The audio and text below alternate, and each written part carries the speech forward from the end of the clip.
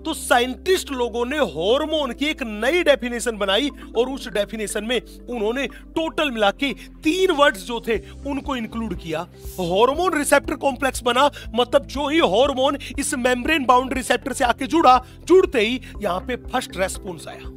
आपको बता दूं ये एफएसएच एंड एलएच जो हार्मोन है ये जाके हमारे गोनेड्स पे, हमारे रिप्रोडक्टिव ऑर्गन्स पे काम करते हैं, टेस्टिस एंड ओवरी पे काम करते हैं। इन एड्रिनल ग्लैंड का अगर कोई कहे ओरिजिन कैसा होता है तो मैं कहूं इस एड्रिनल ग्लैंड का ओरिजिन जो होता है वो एक्टोमीजोडर्मल होता है। हेलो बच्चों, नमस्कार, जय पीडब्ल्यू, सभी फ्यूचर डॉक्टर्स को मेरा सलाम। क्या हाल चाल है?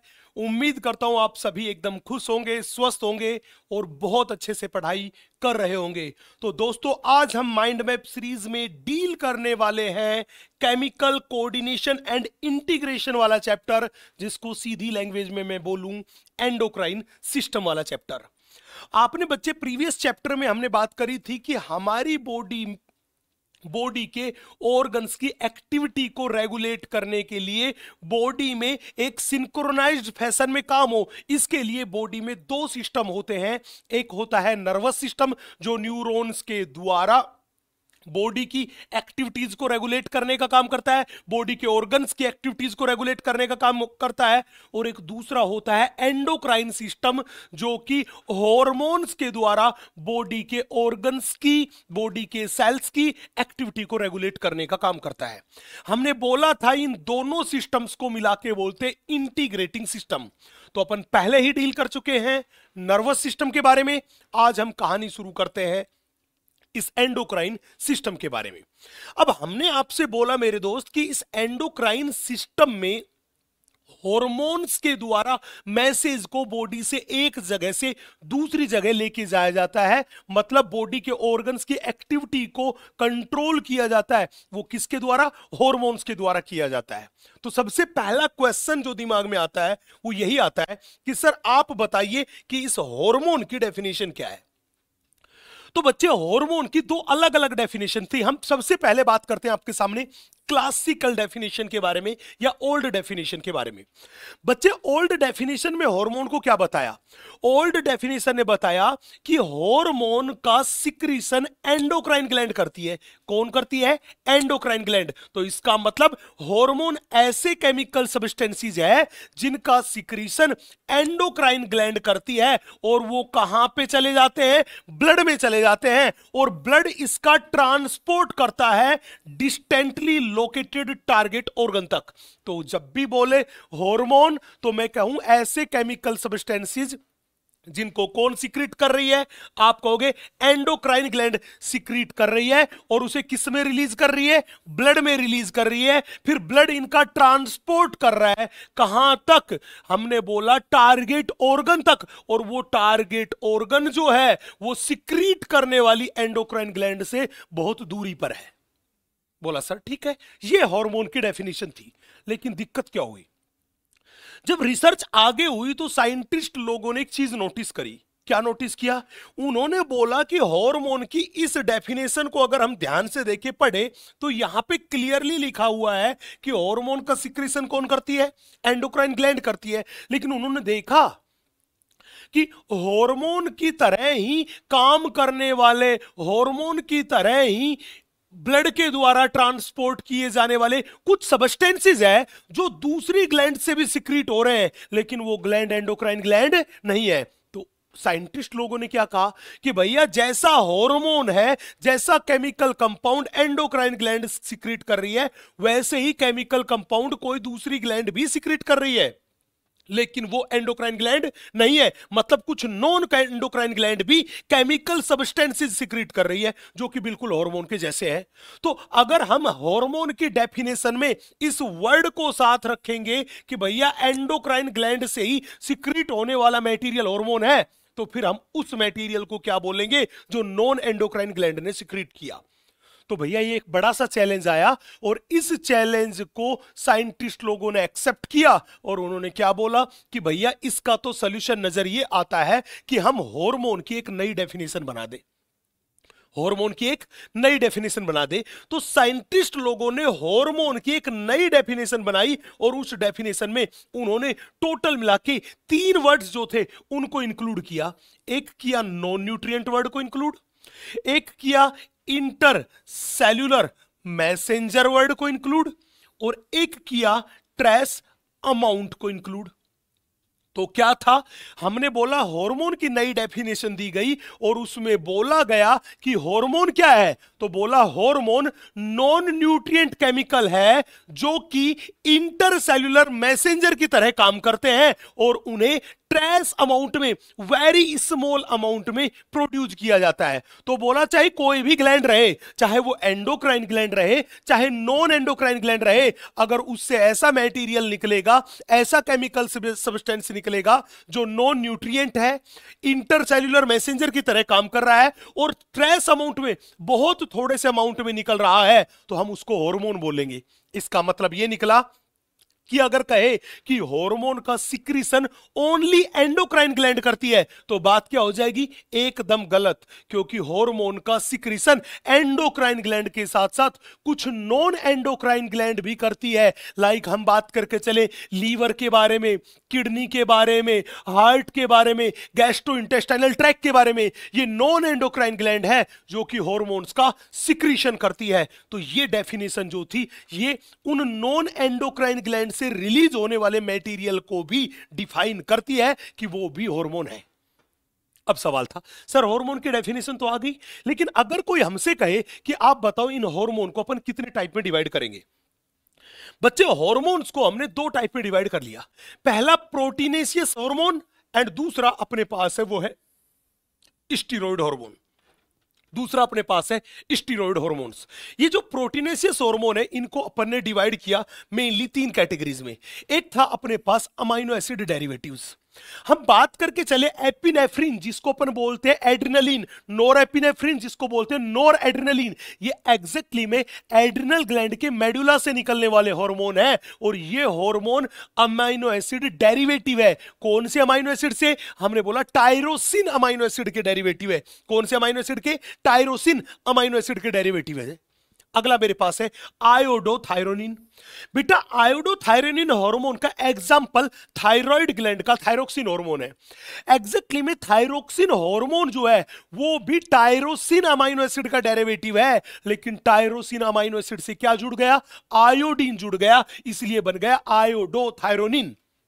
नेक्स्ट तीसरी में अपने पास है peptides, polypeptides and protein hormones.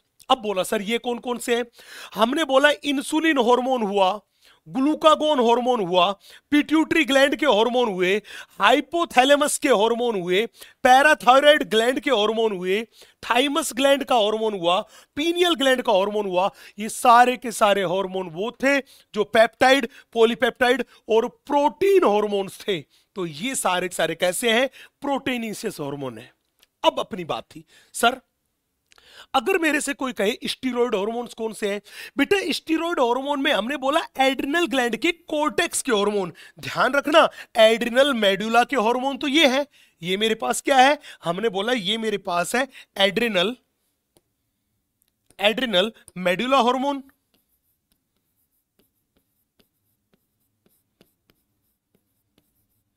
ये मेरे पास है adrenal medulla hormone. Adrenal gland के मेडुला से निकलने वाले हार्मोन जो है वो तो कैसे है भैया, वो तो मेरे पास है प्रोटीनेशियस हार्मोन, लेकिन एड्रिनल ग्लैंड के कोर्टेक्स से निकलने वाले जो हार्मोन है वो अपने पास है स्टीरॉयड हार्मोन। इसी तरह से अपने पास अगला हार्मोन आ रहा है, वो आ रहा है टेस्टोस्टेरोन हार्मोन। अपने पास बात करके चले एस्ट्रोजन हार्मोन, अपने पास बात करके चले प्रोजेस्टेरोन हार्मोन। तो ध्यान रखना ये सारे के सारे हार्मोन्स स्टीरॉयड नेचर के हार्मोन हैं। अब सवाल था सर एक बात बताइए, हमने कहा पूछिए, ये मेरे पास प्रोटीन नेचर के हार्मोन है, ये मेरे पास स्टीरॉयड हार्मोन है, क्या आप इन हार्मोन की वर्किंग मैकेनिज्म के बारे में कुछ बता सकते हैं कि ये हार्मोन कैसे काम करते हैं? हाँ जी, एक एक करके बात करते हैं, बड़े ध्यान से देखिएगा दोस्तों। हम सबसे पहले बात कर रहे हैं working mechanism of protein hormone, और ये प्रोटीन हार्मोन को हमने बोल दिया water soluble hormone. Protein hormone को बोल दिया वाटर सोल्यूबल हार्मोन।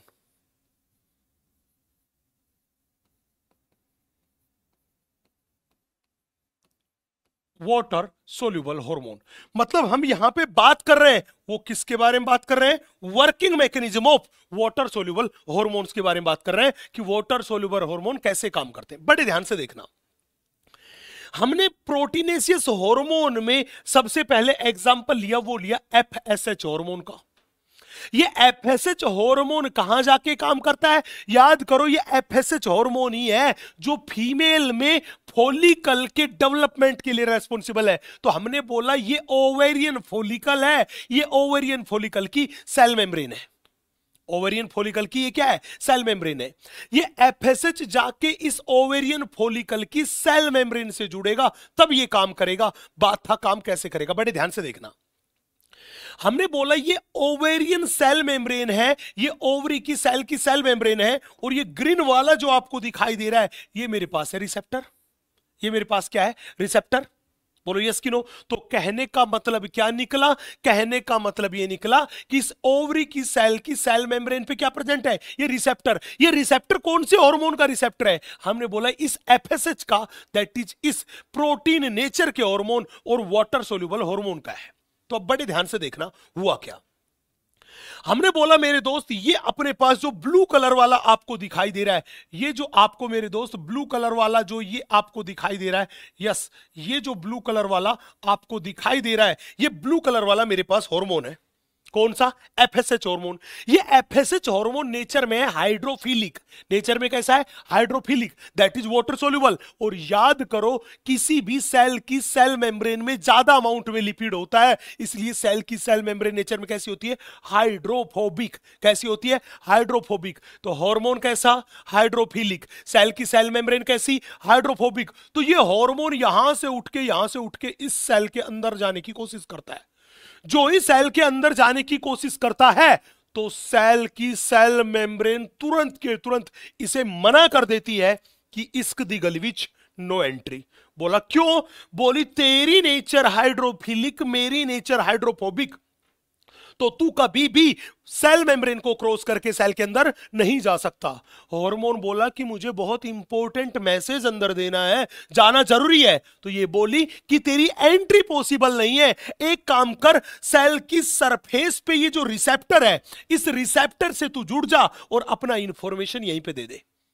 तो हुआ ये कि जब भी पूछे कि बताओ वाटर सोल्यूबल हार्मोन किससे जुड़ते हैं, तो आप क्या बोलोगे? Water soluble hormone membrane bounded receptor से जुड़ते हैं। मेम्ब्रेन बाउंड रिसेप्टर से जुड़ते हैं। और इनके रिसेप्टर किस पे प्रेजेंट है? सेल की सेल मेम्ब्रेन पे प्रेजेंट रिसेप्टर से जुड़ते हैं। क्यों? क्योंकि सेल की सेल मेम्ब्रेन इन हार्मोन के लिए कैसी है? इम्परमिएबल। हार्मोन की नेचर है हाइड्रोफिलिक और सेल मेम्ब्रेन की हाइड्रोफोबिक, इसलिए सेल मेम्ब्रेन को क्रॉस करके वो कभी भी सेल के अंदर नहीं जा सकते।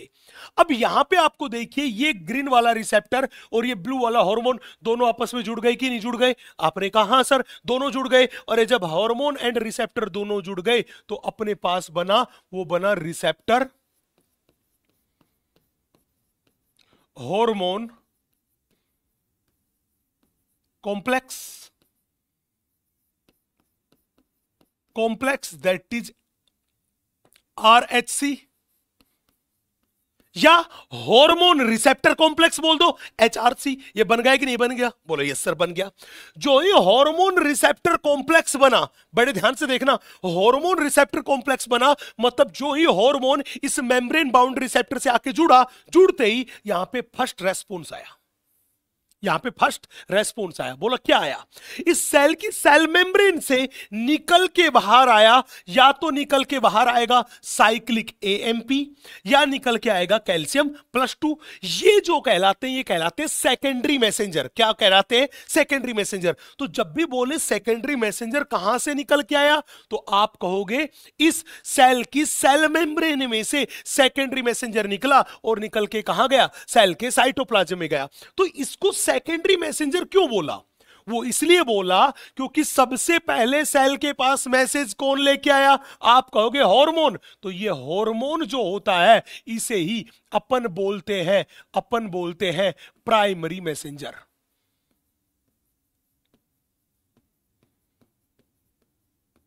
इसी को अपन बोलते हैं प्राइमरी मैसेंजर। अरे जब हार्मोन को प्राइमरी मैसेंजर बोलते हैं तो हमने बोला ये अपने पास जो आया ये क्या था, सेकेंडरी मैसेंजर। तो याद रखना, जब भी water soluble hormone membrane bound receptor से जुड़ेगा तो सेकेंडरी मैसेंजर रिलीज होगा, सेकेंडरी मैसेंजर बनेगा। और ये सेकेंडरी मैसेंजर कहां गया, सेल के अंदर गया, और सेल के अंदर जाके इसने इनएक्टिव पड़े हुए एंजाइम्स को एक्टिवेट करवाया। क्या करवाया, इनएक्टिव पड़े हुए एंजाइम्स को एक्टिवेट करवाया। अरे जब एंजाइम जो इनएक्टिव पड़े थे वो एक्टिव होंगे तो बताओ बायोकेमिकल रिएक्शन होगी कि नहीं होगी? हाँ, तो हमने बोला उस वजह से आया बायोकेमिकल रेस्पॉन्स, और इस बायोकेमिकल रेस्पॉन्स की वजह से ही आया फिजियोलॉजिकल रेस्पॉन्स। और वो फिजियोलॉजिकल रेस्पॉन्स क्या था, कि वो ये था कि भैया इस प्राइमरी फॉलिकल की जल्दी से ग्रोथ करवाओ, और ग्रोथ करवा के किस में कन्वर्ट करो, ग्राफियन फॉलिकल में कन्वर्ट करो। तो ये प्राइमरी फॉलिकल किस में कन्वर्ट हो गई, ग्राफियन फॉलिकल में कन्वर्ट हो गई। यही वर्किंग मैकेनिज्म है किसकी, वाटर सोल्यूबल हार्मोन की। ठीक है जी, अपन थोड़ा सा आगे बढ़ते हैं। दूसरा हार्मोन अपने पास क्या था, दूसरा अपने पास जो था वो अपने पास था स्टीरॉयड हार्मोन। बच्चे ये स्टीरॉयड हार्मोन जो है एग्जैक्टली में इनको अपन बोलते हैं फैट सोल्यूबल हार्मोन। इनको अपन बोलते हैं मेरे दोस्त फैट सोल्यूबल हार्मोन। कौन से हार्मोन को, स्टीरॉयड हार्मोन को। क्या कहानी है, बड़े ध्यान से देखना बच्चे। यहां पे जो स्टीरॉयड हार्मोन जिसका हम एग्जांपल ले रहे हैं वो ले रहे हैं एस्ट्रोजन का। किसका ले रहे हैं, एस्ट्रोजन का। और यहां पे जिस सेल पे, जिस टारगेट ऑर्गन पे जाके काम करेगा वो है यूट्रस की सेल। हमने बोला ये यूट्रस की सेल मेम्ब्रेन है। अब बड़े ध्यान से देखो, हार्मोन कौन सा है, एस्ट्रोजन। एस्ट्रोजन कैसा हार्मोन है, हमने बोला स्टीरॉयड हार्मोन है। अगर स्टीरॉयड हार्मोन है या मैं कहूं फैट सोल्यूबल हार्मोन है तो ये नेचर में कैसा होगा, हाइड्रोफोबिक। और हर सेल की सेल मेम्ब्रेन भी नेचर में कैसी, हाइड्रोफोबिक। तो ये स्टीरॉयड हार्मोन जो था, ये स्टीरॉयड हार्मोन यहां पे आया। ये जो ही सेल की सेल मेम्ब्रेन के पास पहुंचा, इसकी भी नेचर हाइड्रोफोबिक, इस सेल मेम्ब्रेन की नेचर भी हाइड्रोफोबिक। तो सेल मेम्ब्रेन हार्मोन के लिए क्या थी, परमिएबल थी। सेल मेम्ब्रेन हार्मोन के लिए क्या थी, परमिएबल थी। ये हार्मोन सेल मेम्ब्रेन को क्रॉस करके सेल के अंदर गया। ये लो सेल के अंदर गया, आ गया भैया हार्मोन। हार्मोन कहां पहुंच गया, सेल के अंदर पहुंच गया। अब सेल के साइटोप्लाज्म में पहुंच गया, लेकिन सेल के साइटोप्लाज्म में इस हार्मोन का रिसेप्टर प्रेजेंट नहीं था। तो ये हार्मोन जो था ये आगे गया, ये न्यूक्लियस की मेम्ब्रेन को क्रॉस करके न्यूक्लियस में गया। जब ये न्यूक्लियस में पहुंचा तो इसने देखा कि न्यूक्लियस में इस हार्मोन का रिसेप्टर प्रेजेंट है। ये रेड कलर वाला रिसेप्टर किसका है, हार्मोन का रिसेप्टर है। और इस हार्मोन के रिसेप्टर से जाके ये हार्मोन जुड़ गया। अब बताओ, जब हार्मोन रिसेप्टर से जाके हार्मोन जुड़ गया तो अपने पास क्या बना, रिसेप्टर हार्मोन कॉम्प्लेक्स या हार्मोन रिसेप्टर कॉम्प्लेक्स बना। यहां पे देखो, यहां पे हार्मोन रिसेप्टर कॉम्प्लेक्स बना था, लेकिन रिसेप्टर कहां पे प्रेजेंट था, रिसेप्टर प्रेजेंट था cell membrane of target cell पे, cell membrane of target cell पे। जबकि यहां पे रिसेप्टर कहां पे प्रेजेंट है, ये न्यूक्लियस के अंदर प्रेजेंट है, सेल के अंदर प्रेजेंट है। तो मैं एक बात कहना चाहूंगा आपसे कि जब भी दोनों में अंतर पूछे तो एक बात याद रखना कि ये फैट सोल्यूबल हार्मोन के रिसेप्टर जो होते हैं वो सेल के अंदर प्रेजेंट होते हैं। मतलब ये किससे जुड़ते हैं, हमने बोला बाइंड्स टू इंट्रासेल्यूलर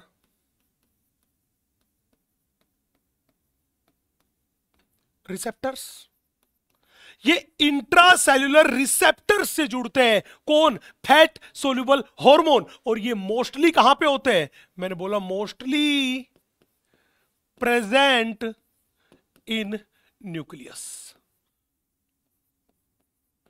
ये रिसेप्टर मोस्टली किसके अंदर प्रेजेंट है, ये रिसेप्टर मोस्टली न्यूक्लियस के अंदर प्रेजेंट होते हैं। जबकि अगर कोई कहे कि बताओ ये वाटर सोल्यूबल हार्मोन है, ये किससे बाइंड होते हैं, हमने बोला ये हार्मोन जो है इनके लिए सेल की सेल मेम्ब्रेन क्या थी, इम्परमिएबल। तो ये किससे बाइंड होते हैं, हमने बोला bind two membrane bound receptors. ये मेम्ब्रेन बाउंड रिसेप्टर से जुड़ते हैं। जबकि यहां पे ये जो जुड़ते हैं ये किससे जुड़ते हैं, इंट्रासेल्युलर रिसेप्टर से, जो किसके अंदर प्रेजेंट है, मोस्टली केस में न्यूक्लियस के अंदर है। अब हमने बोला कि एस्ट्रोजन आया, न्यूक्लियस में प्रेजेंट रिसेप्टर से जुड़ा, तो हार्मोन रिसेप्टर कॉम्प्लेक्स बन गया कि नहीं बन गया? बिल्कुल बन गया। अब ये हार्मोन रिसेप्टर कॉम्प्लेक्स जो था ये जीन के पास गया। हमने बोला ये येलो वाली जीन के पास गया और जीन से जाके जुड़ा, जीन से जाके जुड़ा। जब ये जीन से जाके जुड़ा तो जीन में इसने जुड़ के क्या करवाया? ट्रांसक्रिप्शन करवाया। फिर हुआ ट्रांसलेशन, तब जाके क्या हुआ? हमने बोला प्रोटीन और एंजाइम का सिंथेसिस हुआ। प्रोटीन और एंजाइम का क्या हुआ? सिंथेसिस। अरे जब प्रोटीन और एंजाइम बने, वो बने कब? जब हार्मोन सेल के अंदर पहुंचा तो हार्मोन ने जाके जीन से कहा कि तू प्रोटीन और एंजाइम बना, तब उसने प्रोटीन और एंजाइम का सिंथेसिस किया और तब कोई बायोकेमिकल रिएक्शन हुई, तभी तो बायोकेमिकल रेस्पॉन्स आया। आपने कहा सर बायोकेमिकल रेस्पॉन्स आया। अरे जब बायोकेमिकल रिएक्शन होगी तभी तो फिजियोलॉजिकल रेस्पॉन्स आएगा। मतलब फिजियोलॉजिकल रेस्पॉन्स क्या आएगा? याद करो, आप लोगों ने पढ़ा होगा कि एस्ट्रोजन हार्मोन जो था वो यूट्रस की एंडोमेट्रियम वाली लेयर की सेल्स में डिवीजन को स्टिमुलेट कराता है। मतलब यही है रेस्पॉन्सिबल फॉर मल्टीप्लीकेशन और प्रोलिफरेशन ऑफ एंडोमेट्रियम। तो एंडोमेट्रियम की थिकनेस क्या होती गई? लगातार बढ़ती गई, लगातार बढ़ती गई। यह काम करने का तरीका किसका था? फैट सोल्यूबल हार्मोन का था। लेकिन दोनों तरीके में एक चीज देखना, यहां पे देखिए वाटर सोल्यूबल में सबसे इंपॉर्टेंट बात है, इसमें सेकेंडरी मैसेंजर जो होता है उनका इन्वॉल्वमेंट है। जबकि यहां पे आप देखिए, यहां पे सेकेंडरी मैसेंजर का कोई भी इन्वॉल्वमेंट नहीं है। तो मैं सीधी सी बात बोलूं कि इसको अपन देखें तो इसमें सेकेंडरी मैसेंजर वो क्या होते हैं? कोई पार्टिसिपेट नहीं करते, वो कंप्लीटली यहां पे क्या होते हैं? एब्सेंट होते हैं। पहली बात। दूसरी बात, आप देखो ये कहां पे काम कर रहा है? ये हार्मोन जीन लेवल पे वर्क कर रहा है। तो मैंने बोला, जब भी पूछे तो मैंने बोला hormone works eight gene level. ध्यान रखना, ये हार्मोन जीन लेवल पे जाके काम कर रहा है। अरे जाके जीन के पास जुड़ के जीन से कह रहा है कि तू प्रोटीन बना। जबकि यहां पे याद रखना, हार्मोन जो था वो सेल मेम्ब्रेन लेवल पे काम कर रहा था। हमने बोला यहां पे बात करके चले तो hormone works at cell membrane level. Hormone cell membrane level पे वर्क कर रहा है। अब दोनों को बड़े इत्मीनान से देखिए, इस वाले को भी और इस वाले को भी। बोला सर चलो ठीक बात है, हमने हार्मोन की वर्किंग मैकेनिज्म वाला पोर्शन भी पूरा किया। अब अपन थोड़ा सा आगे बढ़ते हैं। हम बात करते हैं यहां पे इस चैप्टर में, वो बात करते हैं एंडोक्राइन ग्लैंड्स के बारे में। और इन एंडोक्राइन ग्लैंड्स में हम सबसे पहले बात कर रहे हैं, वो बात कर रहे हैं हाइपोथैलेमस के बारे में। बड़े ध्यान से देखना बच्चे, आपको पता है हाइपोथैलेमस है ये हमारे फोर ब्रेन का पार्ट है। किसका पार्ट है? फोर ब्रेन का पार्ट है, जो कि बॉडी के बहुत सारे फंक्शंस को रेगुलेट करने का काम करता है। और साथ ही साथ ये हाइपोथैलेमस जो होता है ये एंडोक्राइन ग्लैंड का भी काम करता है। किसका काम करता है? एंडोक्राइन ग्लैंड का भी काम करता है। एग्जैक्टली में हमारी जो पिट्यूटरी ग्लैंड है, जो कि सबसे छोटी एंडोक्राइन ग्लैंड है, वो किसके कंट्रोल में होती है? वो हाइपोथैलेमस के कंट्रोल में होती है। बड़े ध्यान से देखना बच्चे, हमने ये एक छोटा सा डायग्राम लिया है, ये हमारी एनसीईआरटी माता का डायग्राम है। किसका डायग्राम है? एनसीईआरटी माता का डायग्राम है। और इस एनसीईआरटी माता के डायग्राम में बड़े ध्यान से देख सकते हैं, यहां पे ये अपने पास है पिट्यूटरी ग्लैंड का एंटीरियर पार्ट, ये मेरे पास है पिट्यूटरी ग्लैंड का पोस्टीरियर पार्ट। तो हमने बोला पिट्यूटरी ग्लैंड के कितने पार्ट हुए? दो पार्ट, एक एंटीरियर पार्ट जो कि बड़ा पार्ट है, दूसरा पोस्टीरियर पार्ट जो कि छोटा पार्ट है। हमने क्या देखा कि पिट्यूटरी ग्लैंड का एंटीरियर पार्ट को भी रेगुलेट कौन करता है? हाइपोथैलेमस। और पोस्टीरियर पार्ट को भी रेगुलेट कौन करता है? हाइपोथैलेमस। लेकिन रेगुलेट करने का तरीका अलग अलग था। एंटीरियर पार्ट को रेगुलेट कर रहा था हाइपोथैलेमस, वो हार्मोन के द्वारा कर रहा था। जबकि पोस्टीरियर पार्ट को रेगुलेट कर रहा था वो न्यूरॉन के द्वारा कर रहा था। वो किसके द्वारा कर रहा था? न्यूरॉन के द्वारा। बड़े ध्यान से देखिएगा, आपने कहा सर आपने बोला कि हाइपोथैलेमस नर्वस सिस्टम का पार्ट है और ये एंडोक्राइन ग्लैंड का भी कार्य करता है, मतलब ये हार्मोन भी बनाता है। तो हाइपोथैलेमस नर्वस सिस्टम का पार्ट है, तो हार्मोन का सिंथेसिस कौन करेगी? अरे सीधी बात है, हार्मोन का सिंथेसिस भी कौन करेगी? न्यूरॉन। इस डायग्राम में देखिए, ये अपने पास बना रखी है, न्यूरॉन बना रखी है। इस न्यूरॉन का ये वाला जो पार्ट है, इस पार्ट को बोलते हैं अपन साइटोन। साइटोन, ये लंबा जो पार्ट दिखाई दे रहा है प्रोसेस, इसे अपन बोलते हैं एक्सोन। अपन एक एक करके बात करते हैं, बड़े ध्यान से देखना। हमने अभी थोड़ी देर पहले बोला था कि हाइपोथैलेमस के हार्मोन प्रोटीन नेचर के हार्मोन है। कैसे हार्मोन है? प्रोटीन नेचर के। तो इस न्यूरॉन में हार्मोन का सिंथेसिस होगा। तो हार्मोन का सिंथेसिस कहां होगा? आप कहोगे जहां पे प्रोटीन का सिंथेसिस हो सकता है, और प्रोटीन का सिंथेसिस कौन करवा रहा था? निसल ग्रेन्यूल्स। तो ध्यान रखना हार्मोन का सिंथेसिस की मेन साइट जो है वो साइटोन वाला पार्ट है। इसलिए मैंने बोला ये न्यूरॉन, ये छोटे वाली न्यूरॉन जो है, इसके साइटोन वाले पार्ट जो है, उन साइटोन वाले पार्ट में दो टाइप के हार्मोन बनेंगे। एक को अपन बोलेंगे रिलीजिंग हार्मोन एंड दूसरे को बोलेंगे इनहिबिटरी हार्मोन। तो सीधा सवाल पूछेगा, बताओ हार्मोन का सिंथेसिस कहां होता है? आप कहोगे न्यूरॉन के साइटोन पार्ट में होता है। जब भी पूछे साइटोन पार्ट में होता है। यहां पे देखो छोटी वाली न्यूरॉन में क्या बन रहा है? हमने बोला releasing hormone and inhibitory hormone. और ये जो लंबी वाली न्यूरॉन है, इसके साइटोन में क्या बन रहा है? इसमें बन रहा है oxytocin hormone and ADH hormone. Oxytocin hormone and ADH, इन दोनों का सिंथेसिस लंबी वाली न्यूरॉन के साइटोन में हो रहा है। अब एक एक करके बात करते हैं, बड़े ध्यान से देखिएगा, बड़े ध्यान से देखिएगा। हमने बोला दोस्तों, हमने आपसे बोला कि भैया ये वाली जो न्यूरॉन थी, इसके साइटोन में इन हार्मोन का सिंथेसिस हुआ। ये लो, इन हार्मोन्स का सिंथेसिस हुआ। कहां पे? साइटोन में हुआ। साइटोन के बाद ये हार्मोन जो थे, साइटोन के बाद ये जो हार्मोन थे, ये हार्मोन यहां से इस एक्सोन से होते हुए पहुंचे एक्सोन टर्मिनल में। ये हार्मोन कहां पहुंचे? इस एक्सोन से होते हुए मेरे दोस्त पहुंचे एक्सोन टर्मिनल में। कहां पहुंचे? एक्सोन टर्मिनल में। और एक्सोन टर्मिनल में आने के बाद इन हार्मोन को रिलीज कर दिया गया यहां पे। तो जब भी बोले कि बताओ साइटोन से और यहां तक हार्मोन का ट्रांसपोर्ट किसने किया? इस एक्सोन ने किया। और ये मेरे पास R for releasing and I for inhibitory hormone यहां पे आ गए। ये क्या था? ये था पोर्टल सर्कुलेशन। अब सवाल था, ये पोर्टल सर्कुलेशन में क्या आएगा? बेटा इस पोर्टल सर्कुलेशन में ब्लड आएगा। वो ब्लड जो था वो हाइपोथैलेमस से किधर आएगा? वो एंटीरियर पिट्यूटरी ग्लैंड की तरफ आएगा। हाइपोथैलेमस से ब्लड कहां आएगा? एंटीरियर पिट्यूटरी ग्लैंड की तरफ आएगा। तो हमने बोला कि हाइपोथैलेमस के रिलीजिंग एंड इनहिबिटरी हार्मोन कहां पहुंच गए? पोर्टल सर्कुलेशन में। और जब ये ब्लड इधर से इधर आएगा तो इसके साथ साथ ये हार्मोन भी कहां पहुंच जाएंगे? एंटीरियर पिट्यूटरी ग्लैंड में पहुंच जाएंगे। एंटीरियर पिट्यूटरी ग्लैंड में पहुंच जाएंगे। तो एक बड़ा खूबसूरत सा सवाल है, वो पूछेगा ये पोर्टल सर्कुलेशन क्या काम करता है? तो आप कहोगे ये क्या करता है? Transport of releasing, R for releasing and I for inhibitory hormone from hypothalamus to anterior pituitary. तो हमने बोला ये क्या काम करता है? हमने बोला ये करता है transport of releasing and inhibitory hormones from hypothalamus to anterior pituitary। Anterior pituitary तक लेके आने का काम कौन कर रहा है? ये पोर्टल सर्कुलेशन कर रहा है।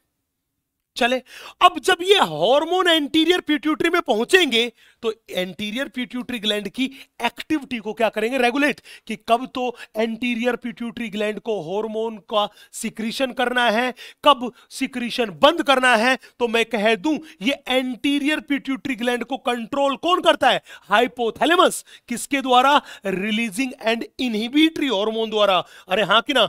तो मैंने बोला किसके द्वारा? हमने बोला कंट्रोल्ड बाई hypothalamus through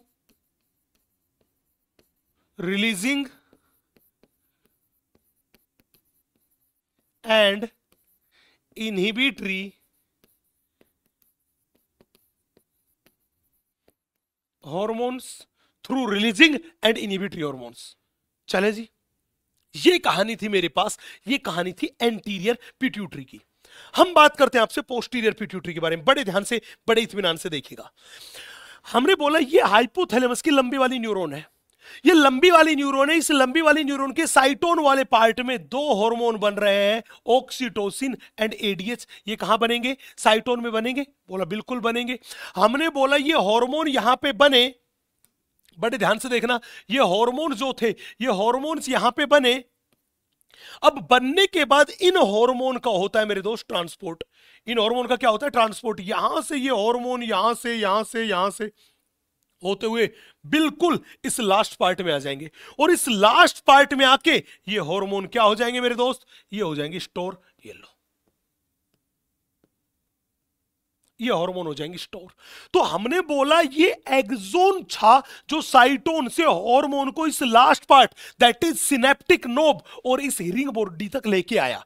तो जब भी बोले कि बताओ इस लंबी वाली न्यूरॉन का जो एक्सोन पार्ट है, इस एक्सोन पार्ट का क्या काम है? हमने बोला इसका काम है ट्रांसपोर्ट ऑफ हार्मोन। कहां से लेके आया? Hypothalamus to posterior pituitary glands. तो हमने बोला ये क्या काम करता है? हमने बोला ट्रांसपोर्ट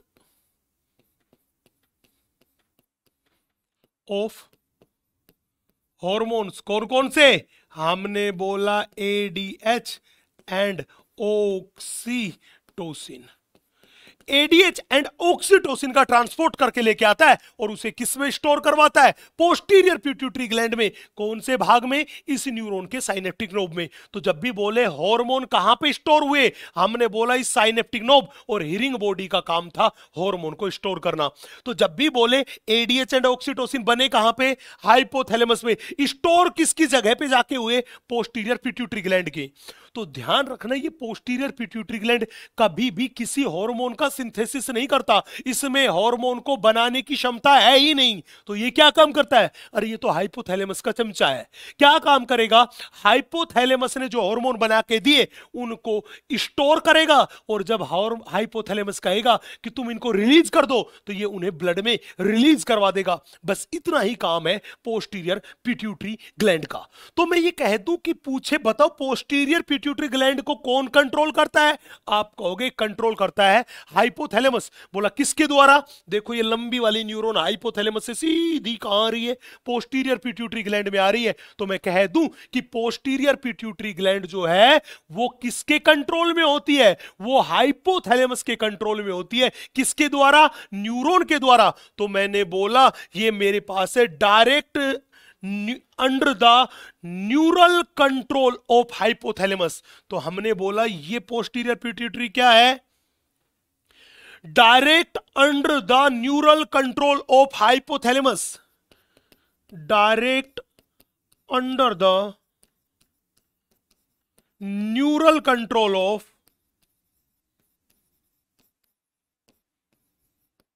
हाइपोथैलेमस।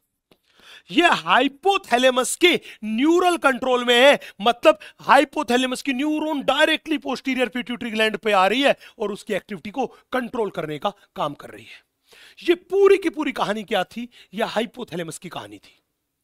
अब सवाल था सर अगर हमसे कोई इस पिट्यूटरी ग्लैंड के बारे में पूछे तो? चलिए भाई साहब हम बता देते हैं इस पिट्यूटरी ग्लैंड के बारे में। बच्चे जब भी पिट्यूटरी ग्लैंड के बारे में कोई पूछे तो ध्यान रखना ये हमारे शरीर की सबसे छोटी एंडोक्राइन ग्लैंड है। ये जो ग्लैंड है ये अपने क्रेनियम बॉक्स की एक बोन होती है, स्फिनोइड बोन, और उसकी कैविटी है, उसके अंदर एक नोच है जिसको बोलते हैं सेला टर्सिका कैविटी। सेला टर्सिका कैविटी। तो ये स्फिनोइड बोन की सेला टर्सिका कैविटी में लोकेटेड होती है। तो मैंने बोला जब भी बोले ये कहां पर लोकेटेड होती है तो मैं कह दूं कहां पर लोकेटेड होती है, तो आप क्या बोलोगे? लोकेटेड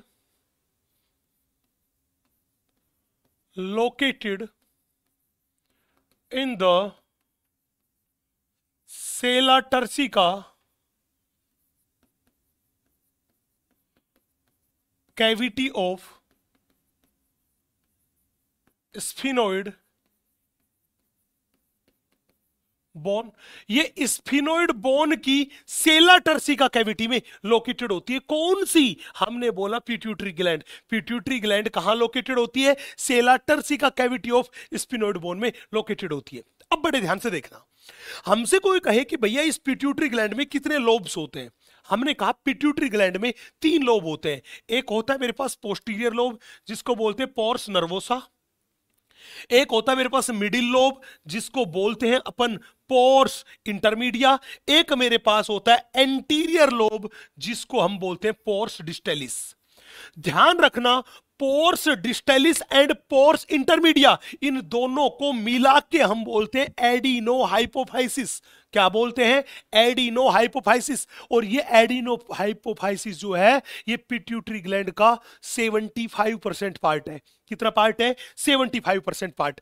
रिमेनिंग ये जो मेरे पास स्ट्रक्चर, ये जो स्ट्रक्चर, यस ये स्ट्रक्चर जिसके द्वारा हाइपोथैलेमस से पिट्यूटरी ग्लैंड कनेक्टेड है, तो ध्यान रखना वो स्ट्रक्चर जो इसके द्वारा पिट्यूटरी ग्लैंड हाइपोथैलेमस से कनेक्टेड होती है उसे बोलते हैं इनफंडिबुलम। और ध्यान रखना इस इनफंडिबुलम प्लस पोस्टीरियर लोब दोनों को मिला के अपन बोलते हैं न्यूरो हाइपोफाइसिस। Neuro hypophysis. और ये न्यूरो हाइपोफाइसिस पिट्यूटरी ग्लैंड का मात्र 25% पार्ट है। पिट्यूटरी ग्लैंड का मात्र 25% पार्ट है। तो जब भी कहे कि mostly part of pituitary gland क्या है? Adeno hypophysis. थोड़ा सा पार्ट क्या है? Neuro hypophysis. लेकिन हमने ह्यूमन बीइंग में खास बात देखी। क्या देखा भाई? ह्यूमन बीइंग में हमने देखा कि ह्यूमन बीइंग में ये जो मिडिल वाला लोब है, ये मिडिल वाला लोब इस एंटीरियर लोब के साथ मर्ज हो गया। मिडिल वाला लोब किसके साथ मर्ज हो गया? लगभग एंटीरियर लोब के साथ मर्ज हो गया। तो हमने यही बात लिखी कि in human pores intermedia is almost merged with pores distalis. मतलब ये वाला भाग जो था ये इसके साथ मर्ज हो गया। तो कहने का मतलब ह्यूमन बीइंग की पिट्यूटरी ग्लैंड देखोगे तो उसमें कितने लोब दिखाई देंगे? 2। एक तो ये वाला जिसको हमने बोल दिया pores distalis, that is anterior lobe, और एक ये वाला जिसको बोल दिया पोस्टीरियर लोब। मिडिल वाला लोब ह्यूमन बीइंग में दिखाई नहीं देगा, नहीं देगा। बोला सर ठीक बात है। तो गुरुजी मोटी मोटी बात क्या निकली? हमने कहा मोटी मोटी बात ये निकली कि पिट्यूटरी ग्लैंड को देखे तो उसके 2 भाग है। एक भाग को बोला एडिनो हाइपोफाइसिस जो कि 75% भाग है, दूसरे को बोला न्यूरो हाइपोफाइसिस जो कि 25% पार्ट है। अब ध्यान रखना इस एडिनो हाइपोफाइसिस के भी 2 पार्ट है। कितने पार्ट है? 2। एक को बोलते हैं pores distalis, that is anterior pituitary. एक को बोलते हैं pores intermedia, that is middle वाला पार्ट, दैट इज मिडिल वाला पार्ट। बड़े ध्यान से देखना, सवाल पूछेगा सर पोर्स डिस्टेलिस से कितने हार्मोन निकले?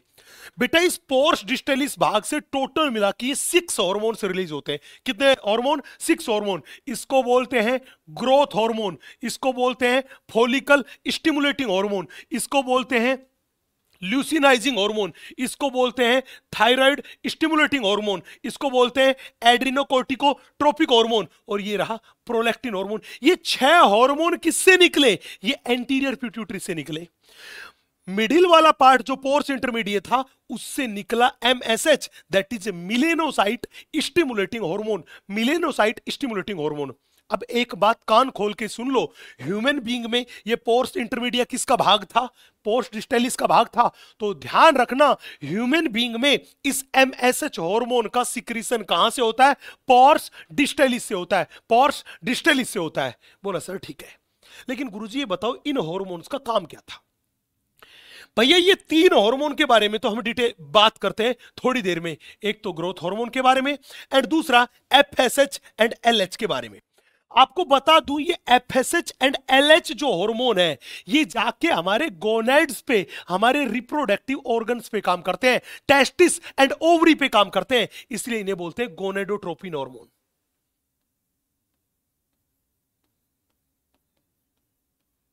इसीलिए इन्हें बोलते हैं गोनेडोट्रोपिन हार्मोन। तो जब भी बोले गोनेडोट्रोपिन हार्मोन कौन कौन से को बोलते हैं? आप कहोगे FSH प्लस LH दोनों को मिला के बोलते हैं गोनेडोट्रोपिन हार्मोन। Gonadotropin hormone. अब सवाल था सर चलो इनके बारे में थोड़ी देर में बात करते हैं, तो इनके बारे में बात करते हैं। यहां पे ये हार्मोन है TSH, that is thyroid stimulating hormone. ये क्या काम करेगा? हमने बोला ये हार्मोन जो था, ये हार्मोन आएगा और ये स्टिमुलेट करेगा। क्या करेगा? स्टिमुलेट करेगा। किसको स्टिमुलेट करेगा? हमने बोला थायराइड ग्लैंड को। ये थायराइड ग्लैंड को स्टिमुलेट करेगा। अब मेरे को बताओ, अगर थायराइड ग्लैंड स्टिमुलेट होगी तो कौन सा हार्मोन सीक्रेट करेगी? आप कहोगे thyroxine secretion.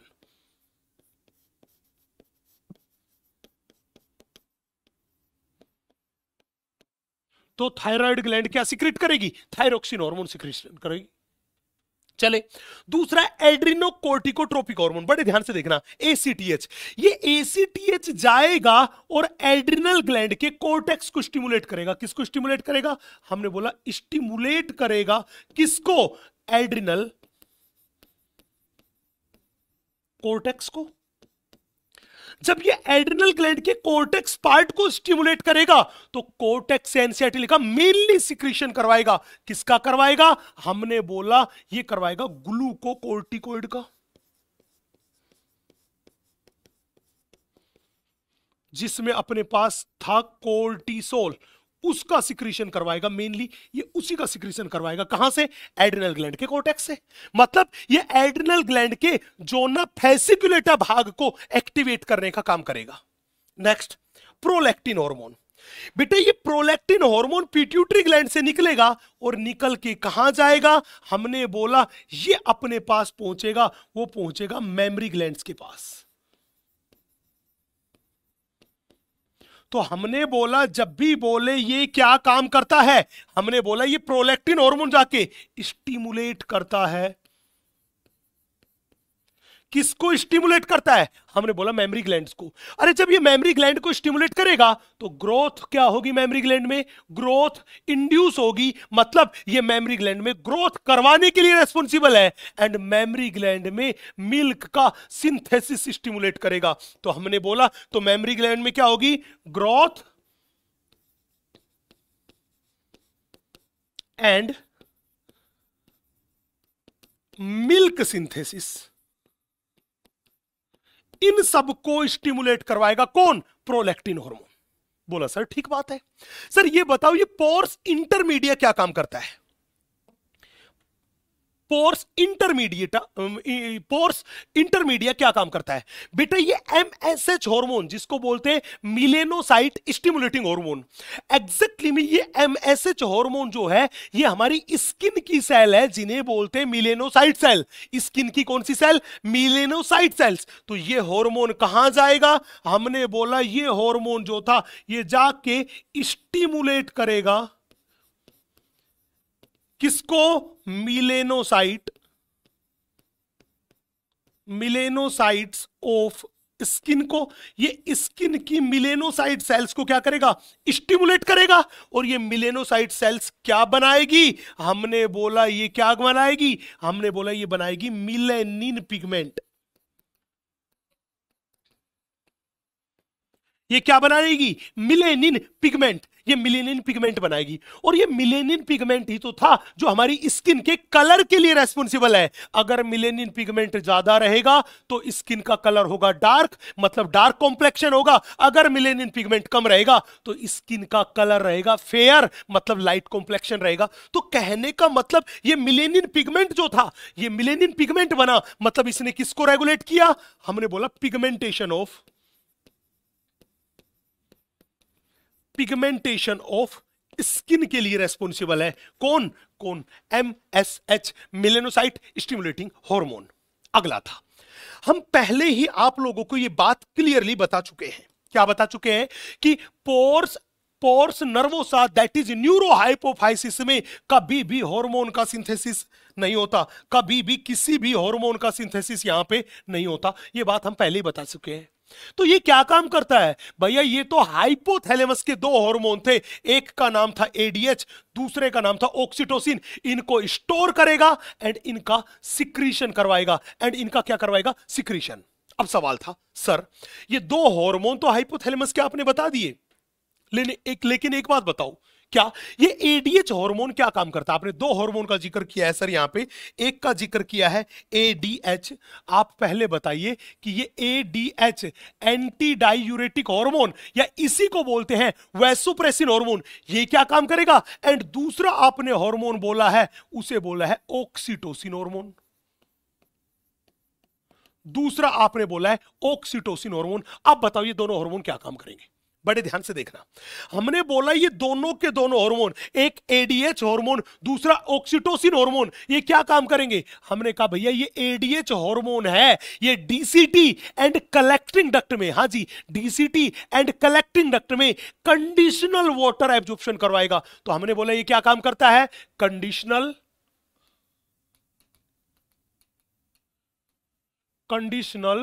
Water reabsorption in DCT and collecting duct. DCT and collecting duct में क्या करवाएगा? कंडीशनल वाटर रीएब्जॉर्प्शन करवाएगा। कौन? एडीएच। पूछेगा सर आप ये बताओ ये ऑक्सीटोसिन क्या काम करता है?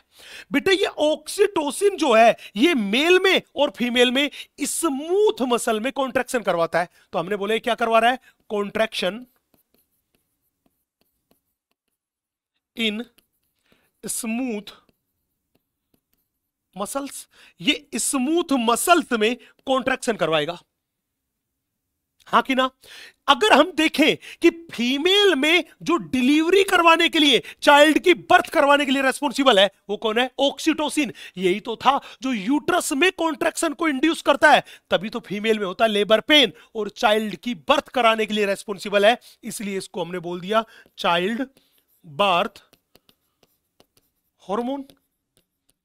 यही हार्मोन जो था कि जब बच्चा ब्रेस्ट फीडिंग करता है तो मदर की मेमरी ग्लैंड से मिल्क निकल के बच्चे के मुंह में जाता है, इसे बोलते हैं मिल्क इजेक्शन। क्या बोलते हैं? Milk ejection. तो यही हार्मोन था जो क्या काम कर रहा था? जो कि मेमरी ग्लैंड से मिल्क को इजेक्ट करवा रहा था, बाहर निकाल रहा था, ताकि बच्चे के मुंह में मिल्क चला जाए, बच्चा ब्रेस्ट फीडिंग कर ले। तो कहने का मतलब इसी को अपन बोलते हैं मिल्क इजेक्शन हार्मोन। तो ये सारे के सारे काम किसके? ऑक्सीटोसिन के। किसके मेरे दोस्त? ऑक्सीटोसिन के। अब अपन थोड़ा सा और आगे बढ़ते हैं।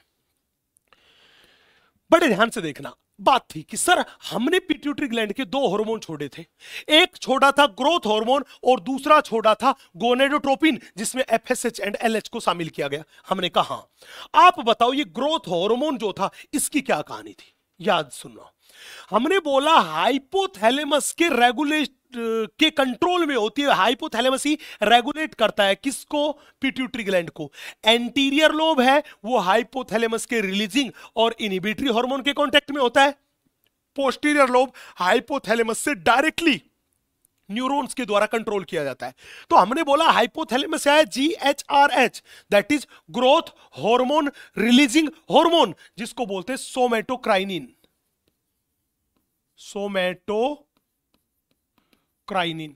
उसी को बोलते हैं सोमेटोक्राइनिन। मतलब हाइपोथैलेमस से जो ही ग्रोथ हार्मोन रिलीजिंग हार्मोन आएगा, सोमेटोक्राइनिन आएगा, वो कहां पहुंचेगा? एंटीरियर पिट्यूटरी ग्लैंड के पास पहुंचेगा, और anterior pituitary gland growth hormone का सिक्रीशन करेगी। ये ग्रोथ हार्मोन जाके दो जगह पे काम करता है। वो दो जगह कौन सी थी? ये हमारे स्केलेटन सिस्टम पे काम करेगा, जिसकी वजह से बोन्स का इलोंगेशन होगा, एंड बॉडी के ऑर्गन्स पे काम करेगा, जिसकी वजह से बॉडी के ऑर्गन्स का साइज बड़ा होगा। मतलब यही था जिसकी वजह से क्या हो रही है? हमने बोला बॉडी ग्रोथ। तो ग्रोथ हार्मोन ही था जो बॉडी की ग्रोथ करवाने के लिए रेस्पॉन्सिबल था। अब एक बड़ा प्यारा सा सवाल और आता है, sir growth hormone releasing hormone को तो सोमेटोक्राइनिन बोलते हैं, अगर अपने पास हो ग्रोथ हार्मोन इनहिबिटरी हार्मोन, इसको क्या बोलेंगे? ग्रोथ हार्मोन का इनहिबिशन कौन करता है? उसको बोलते हैं, हमने बोला इसी को बोलते हैं सोमेटोस्टेटिन।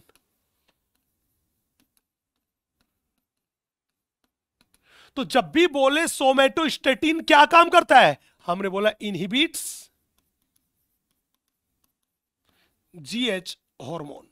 ये ग्रोथ हार्मोन को इनहिबिट करने का काम करता है। कौन? सोमेटोस्टेटिन। सोमेटोस्टेटिन। सवाल था। ठीक है सर, एक बात बताओ। हमने कहा जी पूछो। बोला अगर एक इंसान में ग्रोथ हार्मोन का सिक्रीशन ज्यादा हो तो, अगर हाइपर सिक्रीशन ज्यादा हो तो क्या होगा? बड़े ध्यान से देखना, ये कंडीशन पे डिपेंड करेगा। अगर चाइल्डहुड स्टेज में ग्रोथ हार्मोन ज्यादा बना, अगर बच्चे में ग्रोथ हार्मोन का ज्यादा सिक्रीशन हुआ, हमने बोला बच्चे में ग्रोथ हार्मोन का सिक्रीशन ज्यादा हुआ तो बच्चे की बॉडी की ग्रोथ क्या होगी? ज्यादा। बच्चे की बॉडी की ग्रोथ क्या होगी? ज्यादा। हमने बोला बच्चे की बॉडी की ग्रोथ होगी ज्यादा। बच्चे की बॉडी की ग्रोथ ज्यादा हुई, लंबाई बहुत ज्यादा हो गई, अच्छा लंबा चौड़ा हो गया, तो इसका मतलब वो दूर से राक्षस जैसा जाइंट लाइक दिखाई दिया। तो हमने बोला अगर चाइल्डहुड स्टेज में ग्रोथ हार्मोन ज्यादा आएगा तो बॉडी की ग्रोथ बच्चे की होगी ज्यादा और आएगी जाइंट लाइक अपीयरेंस। इसे ही अपन बोलते हैं जाइगेंटिज्म। इस कंडीशन को क्या बोलते हैं मेरे दोस्त? जाइगेंटिज्म। क्या बोलते हैं? जाइगेंटिज्म। अगर मान लो एडल्टहुड स्टेज में ग्रोथ हार्मोन का सिक्रीशन ज्यादा हुआ, एडल्टहुड स्टेज में ग्रोथ हार्मोन का सिक्रीशन ज्यादा हुआ तो क्या होगा बेटा? अगर एडल्टहुड स्टेज में ग्रोथ हार्मोन का सिक्रीशन ज्यादा होगा तो हमारे चेहरे की कुछ बोन्स जो थी उनका साइज बड़ा हो जाएगा। जनरली नीचे वाले जबड़े की हड्डी जो है मैंडिबल, इसका साइज क्या हो जाता है? बड़ा। हमने बोला चेहरे की कुछ हड्डियां जो है उनका साइज क्या हो जाएगा? बड़ा। जनरली नीचे वाले जबड़े की हड्डी मैंडिबल का साइज क्या हो जाता है? बड़ा। और जब मैंडिबल बाहर निकल आएगी तो हम हमारे एक पूर्वज एंसिस्टर गोरिल्ला के जैसा थोबड़ा बन जाएगा। ये थोबड़ा किसके जैसा बन जाएगा? गोरिल्ला के। मतलब गोरिल्ला के जैसा क्या बन गया? चेहरा। अगर चेहरा गोरिल्ला के जैसा बन गया, इस कंडीशन को बोलते हैं एक्रोमीगेली।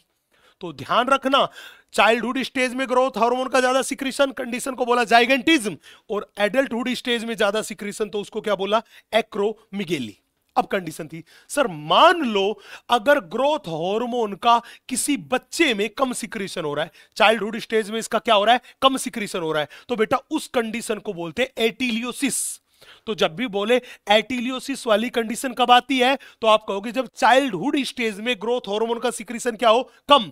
अरे जब ग्रोथ हार्मोन ही कम आया तो बॉडी की ग्रोथ भी क्या हुई? कम। तो बच्चा जो था वो बहुत ज्यादा ठिकना रह गया, जिसको हमने बोल दिया पिट्यूटरी डॉर्फिज्म। तो बच्चे में क्या आ गई? डॉर्फिज्म आ गई। किस वजह से? क्योंकि बॉडी की ग्रोथ हुई कम, स्टंटेड ग्रोथ हुई, क्योंकि बच्चे में ग्रोथ हार्मोन की क्या है? कमी। तो उसे बोल दिया पिट्यूटरी डॉर्फिज्म। तो पिट्यूटरी डॉर्फिज्म वाली कंडीशन क्या बोलते हैं? एटिलियोसिस। एटिलियोसिस बोलते हैं। ये मेरे दोस्त ग्रोथ हार्मोन की कहानी है। अब अपन थोड़ा आगे चलते हैं। अगला मेरे पास है गोनेडोट्रोपिक हार्मोन। इसमें हमने किसको शामिल किया मेरे दोस्त? इसमें हमने शामिल किया एफएसएच एंड एलएच को। अब इनको बोलते हैं गोनेडोट्रोपिक। क्यों बोलते हैं? क्योंकि हमारे गोनेड्स की एक्टिविटी को रेगुलेट करते हैं। तो मैंने बोले क्या काम करते हैं? Regulates activities of gonad. ये गोनेड की that is testis and ovary की एक्टिविटी को रेगुलेट करने का काम करते हैं, इसीलिए इनको क्या बोलते हैं? गोनेडोट्रोपिन। अब बात तो ये थी कि सर बताओ ना एफएसएच एंड एलएच मेल में क्या काम करते हैं और फीमेल में क्या काम करते हैं। सबसे पहले बात करते हैं मेल में। बच्चे इस एफएसएच का नाम है फॉलिकल स्टिमुलेटिंग हार्मोन। एग्जैक्टली में मेल में ये स्पर्मेटोजेनेसिस को स्टिमुलेट करता है ताकि स्पर्म का प्रोडक्शन क्या हो? ज्यादा से ज्यादा। नेक्स्ट, ये एलएच हार्मोन जो है ये मेल के टेस्टिस में सेल प्रेजेंट होती है जिन्हें बोलते हैं लेडिग सेल्स। ये उन लेडिग सेल्स को स्टिमुलेट करता है और ये लेडिग सेल्स ही टेस्टोस्टेरोन हार्मोन और एंड्रोजन हार्मोन का क्या करती है? सिक्रीशन। तो मैं कह दूं कि मेल की लेडिग सेल से एंड्रोजन हार्मोन और टेस्टोस्टेरोन हार्मोन कौन सिक्रीट करवाता है? एलएच। नेक्स्ट पूछेगा सर फीमेल में। बेटा फीमेल में एफएसएच क्या काम करता है? फीमेल में एफएसएच जो था वो प्राइमरी फॉलिकल को ग्राफियन फॉलिकल में कन्वर्ट करवाता है। मतलब ये फॉलिकल के डेवलपमेंट के लिए रेस्पॉन्सिबल है, ओवेरियन फॉलिकल के डेवलपमेंट के लिए रेस्पॉन्सिबल है, या मैं कहूं ओवा फॉर्मेशन के लिए रेस्पॉन्सिबल है। पूछेगा एलएच। बेटा फीमेल में एलएच जो है वो कई सारे काम करता है। याद करो आपने पढ़ा होगा कि फीमेल में हर महीने का एक साइकिल चल रहा है जिसको बोल रहे हैं मेंस्ट्रुअल साइकिल, और उस मेंस्ट्रुअल साइकिल के मिडिल में मैंने बोला अगर फीमेल में 28 से 29 डेज का लगभग एक महीने का साइकिल है तो 14वें डे 14वें दिन ओवरी से एग और फीमेल गैमीट बाहर निकलता है, उसे बोलते हैं ओव्यूलेशन। और वो ओव्यूलेशन कौन करवाता है? LH करवाता है। कौन करवाता है? LH। उसके बाद कॉर्पस ल्यूटियम बनता है। कॉर्पस ल्यूटियम कौन बनवाता है? LH। उस कॉर्पस ल्यूटियम को मेंटेन भी कौन रखवाता है? वो भी रखवाता है LH। वो भी कौन रखवाता है? LH। तो फीमेल में LH के 3 बड़े महत्वपूर्ण काम हुए। फीमेल में ओव्यूलेशन करवाना, कॉर्पस ल्यूटियम को बनवाना एंड कॉर्पस ल्यूटियम को मेंटेन रखना। ये तीनों काम किसके हैं? LH के, LH के। यस, यहां पे जाके पिट्यूटरी ग्लैंड हुई खत्म। हम अगली पे बात करते हैं। अगले मेरे पास है पीनियल ग्लैंड। बड़े ध्यान से देखना बच्चे, पीनियल ग्लैंड जो है ये एग्जैक्टली में हमारे फोर ब्रेन की डोर्सल सरफेस पे लोकेटेड है। कहां पे लोकेटेड है? फोर ब्रेन की डोर्सल सरफेस पे लोकेटेड है। कौन सी ग्लैंड? Pineal gland. और ये पीनियल ग्लैंड से एक हार्मोन निकलता है जिस हार्मोन को बोलते हैं मिलेटोनिन हार्मोन। क्या बोलते हैं? Melatonin hormone. सवाल यही था सर ये मिलेटोनिन हार्मोन क्या काम करता है? बेटा मिलेटोनिन हार्मोन हमारी बॉडी में कई सारे फंक्शन परफॉर्म करता है। जैसे ये हमारी बॉडी की या हमारे नॉर्मल 24 आवर्स की रिदम को मेंटेन रखता है। हमारे सोने और जागने की साइकिल को क्या रखता है? मेंटेन रखता है। पहला काम। और क्या काम करता है? हमने बोला यही हार्मोन है जो कि मेटाबॉलिज्म को इन्फ्लुएंस करता है। मेटाबॉलिज्म को कैसे इन्फ्लुएंस करता है? हमने बोला ये BMR बेसल मेटाबॉलिक रेट है, उसको घटाने का काम करता है। उसको घटाने का काम करता है। नेक्स्ट, ये डिफेंस कैपेबिलिटी जो है उसको भी क्या काम करता है? इन्फ्लुएंस करता है। कैसे? ये हमारी बॉडी की जो इम्यूनिटी है, बॉडी की जो इम्यूनिटी है उस इम्यूनिटी को बढ़ाने का काम करता है। कौन? मिलेटोनिन। नेक्स्ट, ये बॉडी के टेम्परेचर को भी मेंटेन रखने में हेल्प करता है। मतलब अगर बॉडी का टेम्परेचर बहुत ज्यादा हो गया तो ये बॉडी के टेम्परेचर को घटाने में हेल्प करता है। बॉडी के टेम्परेचर को घटाने में हेल्प करता है। नेक्स्ट, ये मेंस्ट्रुअल साइकिल को भी रेगुलेट करता है। हां, ध्यान रखना फीमेल में मेंस्ट्रुअल साइकिल को भी रेगुलेट करने में हेल्प करता है। कौन? मिलेटोनिन। और अंतिम और सबसे प्यारी बात, very very important concept, very very important concept में यहां बात कर रहा हूं। Yes, melatonin influence pigmentation of skin. यार याद करो, अभी थोड़ी देर पहले अपन ने बात करी थी इस मिलेनिन हार्मोन के बारे में, सॉरी मिलेनिन पिगमेंट के बारे में, दैट इज इस MSH हार्मोन के बारे में। और हमने बोला ये पिगमेंटेशन ऑफ स्किन को रेगुलेट करता है। और यहां पे भी हम यही बात कह रहे हैं कि ये पिगमेंटेशन ऑफ स्किन को रेगुलेट कर रहा है। कैसे? ध्यान रखना, मान लीजिए ये मेरे पास किसी इंसान की स्किन है। स्किन का कलर कैसा है? डार्क कलर है। और उस डार्क कलर की स्किन में ये जो आपको दिखाई दे रहे हैं बिखरे हुए, ये एग्जैक्टली में मिलेनिन पिगमेंट। ये मेरे पास है मिलेनिन पिगमेंट, जो कैसे है भैया? ये बिखरे हुए पिगमेंट मिलेनिन पिगमेंट है। हमने बोला हुआ क्या?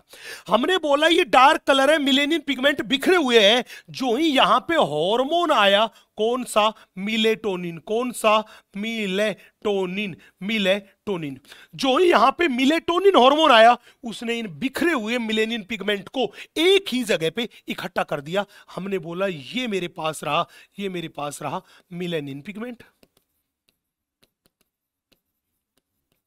इन बिखरे हुए मिलेनिन पिगमेंट को एक ही जगह इकट्ठा कर दिया। हमने कहा ये रहा मेरे पास मिलेनिन पिगमेंट। अरे जब ये पूरे में बिखरे पड़े थे तो पूरी की पूरी स्किन का कलर कैसा था? डार्क। जब ये एक जगह इकट्ठे हो गए तो देखो ये सारी स्किन का कलर कैसा हो गया? फेयर।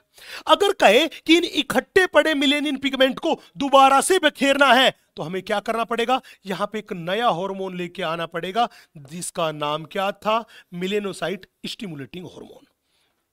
तो मैं क्या कहूं? मैं कह दूं कि मिलेटोनिन हार्मोन है वो तो स्किन को फेयर कलर प्रदान करता है, जबकि MSH स्किन को डार्क कलर प्रदान करता है। मतलब ये एक दूसरे के अपोजिट काम करते हैं। तो कैसे हुए? हमने बोला एंटागोनिस्टिक हार्मोन रहे। ये एक दूसरे के अपोजिट हुए, एंटागोनिस्टिक हार्मोन हुए। यही कहानी है पीनियल ग्लैंड की। चले थोड़ा आगे बढ़ते हैं, देखिएगा दोस्त। हमने बोला अगली ग्लैंड है थायराइड ग्लैंड। बच्चे ध्यान देना, बड़ी इंपॉर्टेंट सी बात है। हमने बोला ये मेरे पास थायराइड ग्लैंड है। इस थायराइड ग्लैंड में टोटल मिला के कितने लोब्स दिखाई दे रहे हैं? 2 लोब, एक लोब ये और एक लोब ये। ये ऊपर की साइड ये जो दिखाई दे रहा है ये हमारा लैरिंग्स है, और नीचे की साइड ये जो दिखाई दे रही है ये अपने पास है ट्रेकिया। ये अपने पास क्या दिखाई दे रही है मेरे दोस्त? ये अपने पास दिखाई दे रही है ट्रेकिया। ये अपने पास दिखाई दे रही है ट्रेकिया। तो सबसे पहली बात पूछेगा कि थायराइड ग्लैंड के कितने लोब है? हमने बोला थायराइड ग्लैंड के 2 लोब है, और ये दोनों के दोनों लोब कहां प्रेजेंट है? हमने बोला ट्रेकिया के दोनों तरफ प्रेजेंट है। ट्रेकिया के इधर भी है और ट्रेकिया के इधर भी है, और इन दोनों लोब को आपस में कनेक्ट करने का काम कौन कर रही है? अरे ये कनेक्टिव टिश्यू की बनी हुई एक स्ट्रक्चर है इस्थेमस। ये क्या है? हमने बोला ये फ्लैप ऑफ कनेक्टिव टिश्यू है। कनेक्टिव टिश्यू का बना हुआ एक फ्लैप है जो दोनों लोब को कनेक्ट करता है। तो हमने बोला ये अपने पास क्या है? हमने बोला ये अपने पास है फ्लैप ऑफ कनेक्टिव टिश्यू। ये कनेक्टिव टिश्यू का फ्लैप है जो दोनों के दोनों लोब्स को आपस में कनेक्ट कर रहा है। इसे क्या बोलते हैं? इस्थेमस बोलते हैं। इसे क्या बोला मेरे दोस्त? इस्थेमस बोला है। अब बड़े ध्यान से, बड़े इत्मीनान से देखिएगा। हमने कहा भैया थायराइड ग्लैंड के कितने लोब हैं? 2। दोनों लोब्स को कनेक्ट कौन करता है? कनेक्टिव टिश्यू का बना हुआ फ्लैप, जिसको बोलते हैं इस्थेमस। अब पूछेगा कि बताओ ये थायराइड ग्लैंड कहां पे प्रेजेंट होती है? बेटा ऐसे, दैट इज ये हमने जो लिया है ये वेंट्रल व्यू लिया है। कौन सा लिया है हमने बोला ये मेरे पास है वेंट्रल व्यू। वेंट्रल व्यू मतलब ये ट्रेकिया की वेंट्रल सरफेस पे प्रेजेंट है। ट्रेकिया की वेंट्रल सरफेस पे प्रेजेंट है। चले, हमने क्या काम किया? थायराइड ग्लैंड का एक लोब लिया और इस लोब को काट के देखा। जब काट के देखा तो पता क्या चला कि ये थायराइड ग्लैंड जो है इसके टोटल मिला के 2 पार्ट्स है। कितने पार्ट है? 2 पार्ट है। पहले पार्ट को अपन बोलते हैं फॉलिकल्स, एंड दूसरे पार्ट को अपन बोलते हैं स्ट्रोमल टिश्यू। तो कहने का मतलब थायराइड ग्लैंड के कितने पार्ट? 2 पार्ट। पहला फॉलिकल एंड दूसरा स्ट्रोमल टिश्यू। आप इस डायग्राम में देखिए, ये येलो येलो वाली जो दिखाई दे रही है ये तो है फॉलिकल्स, और ये बीच का पूरा पार्ट क्या है? Stromal tissue. इस स्ट्रोमल टिश्यू में ही आपको दिखाई दे रही है रेड कलर की ब्लड वेसल्स। अब बड़े इत्मीनान से देखिएगा, आपने क्या देखा? ये येलो वाली क्या है? फॉलिकल्स है, और इन फॉलिकल्स की जो सेल्स है उन सेल्स को बोलते हैं फॉलिक्यूलर सेल्स। क्या बोलते हैं? Follicular cells. अब होता क्या है, बड़े ध्यान से देखना। हमने बोला था कि अपने पास पिट्यूटरी ग्लैंड से टीएसएच हार्मोन आता है, और वो टीएसएच हार्मोन आके इन फॉलिक्यूलर सेल को स्टिमुलेट करता है, और जब वो फॉलिक्यूलर सेल को स्टिमुलेट करेगा तो ये फॉलिक्यूलर सेल जो थी ये इन ब्लड वेसल से आयोडीन लेगी। क्या लेगी? इनसे आयोडीन लेगी, और उन आयोडीन को लेके कौन सा हार्मोन सिक्रीट करेगी? हमने बोला ये आया, इसने फॉलिक्यूलर सेल को क्या किया? स्टिमुलेट किया। तो इन्होंने क्या सिक्रीट किया? हमने बोला इन्होंने सिक्रीट किया, वो सिक्रीट किया थायरोक्सिन हार्मोन। अब थायरोक्सिन हार्मोन को बनाने के लिए आयोडीन बेहद जरूरी है। तो मैं ये लाइन लिख देता हूं कि iodine is essential for synthesis of thyroxine. Thyroxine hormone के सिंथेसिस के लिए आयोडीन बेहद जरूरी है। अब यहां पे याद रखो थायरोक्सिन हार्मोन को 2 फॉर्म में सिक्रीट किया जाता है। एक T3 जिसको बोलते हैं ट्राई आयोडो थायरोनिन, ये होता है लगभग 20%। जो टोटल थायरोक्सिन होता है उसका लगभग 20% क्या होता है? T3। और इसी को क्या बोल दिया? इसी को बोल दिया ट्राई आयोडो थायरोनिन। दूसरा मेरे पास है T4। ये T4 जो होता है ये लगभग होता है 80%। ये लगभग कितना होता है? 80%। यहां पे 4 आयोडीन एटम जुड़े होते हैं, इसलिए इसको क्या बोलते हैं? Tetraiodothyronine. Tetraiodothyronine, वो किसको बोलते हैं? T4 को। अब सवाल था सर, अगर हमसे पूछे थायरोक्सिन किसे कहा जाता है, बेटा ध्यान रखना ये जो T4 है, इस T4 को ही हम जनरली बोल के चलते हैं थायरोक्सिन हार्मोन। जब भी बोले बताओ थायरोक्सिन हार्मोन किसको बोला जाता है, तो आप कहोगे ये जो T4 है, इस T4 को ही हम जनरली थायरोक्सिन हार्मोन बोलते हैं।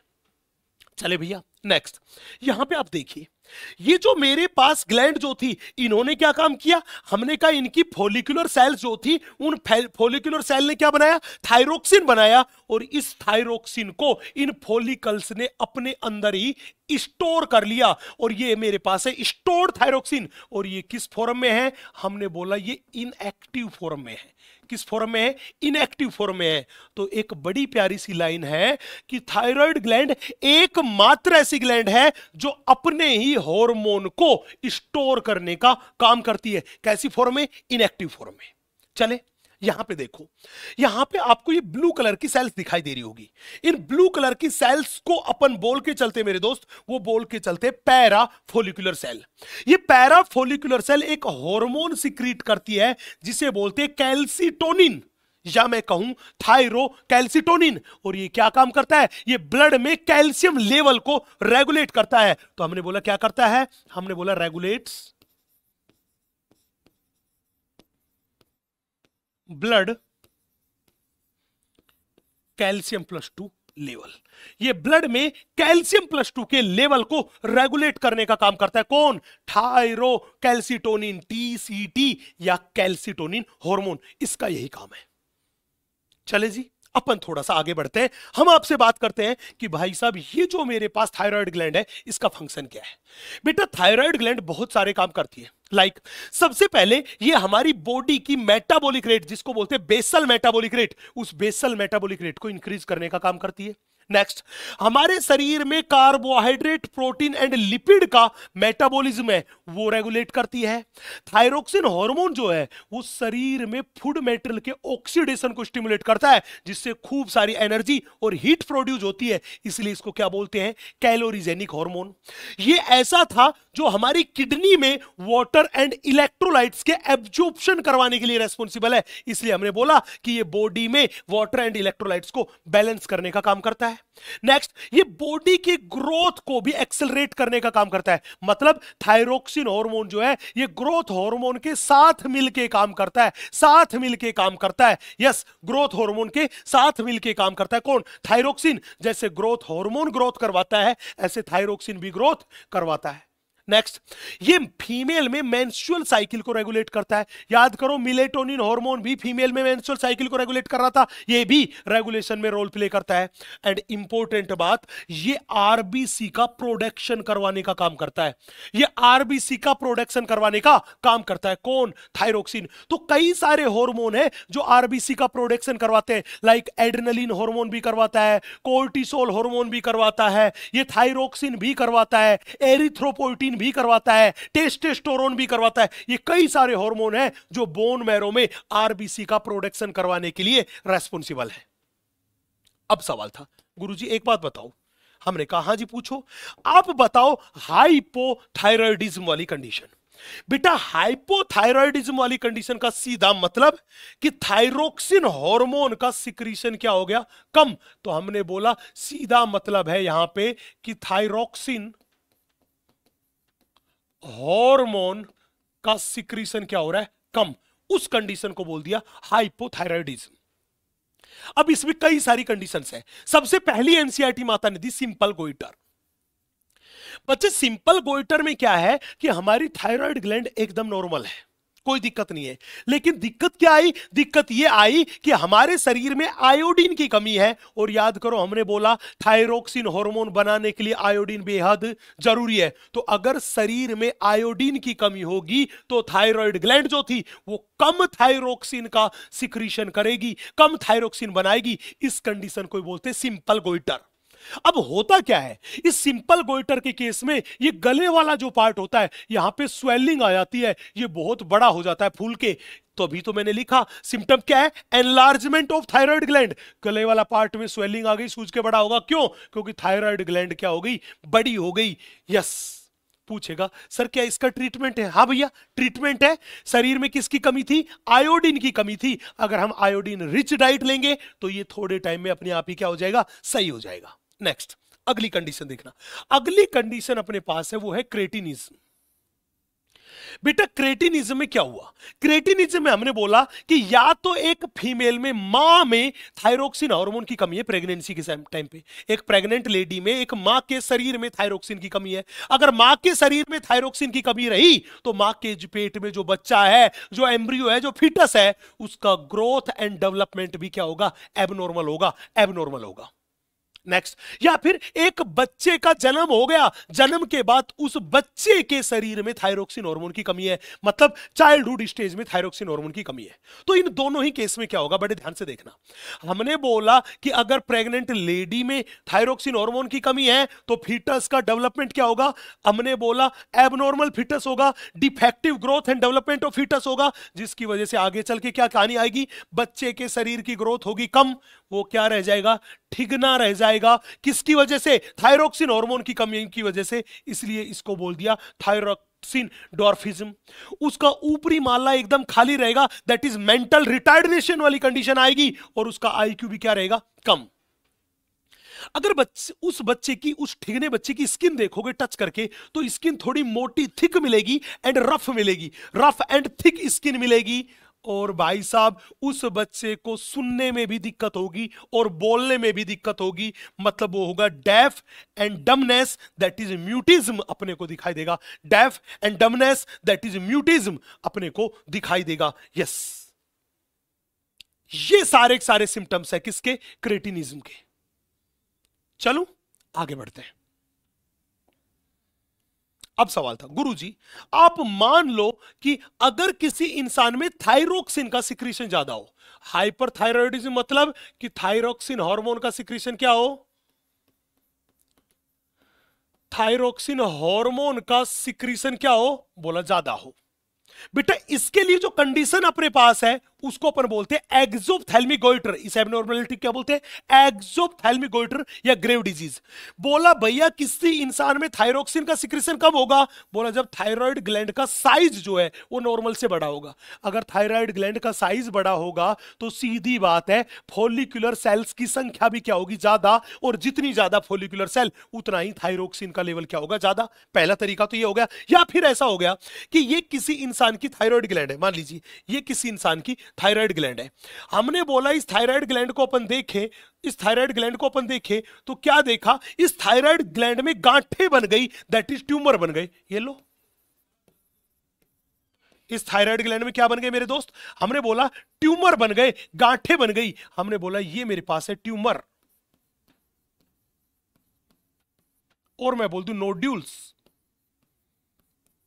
ये ट्यूमर और नोड्यूल्स किसके अंदर बन गए? थायराइड ग्लैंड में। अब याद करो जब ट्यूमर बनेगा तो इन ट्यूमर और नोड्यूल्स की वजह से साइज ऑफ थायराइड ग्लैंड क्या होगा?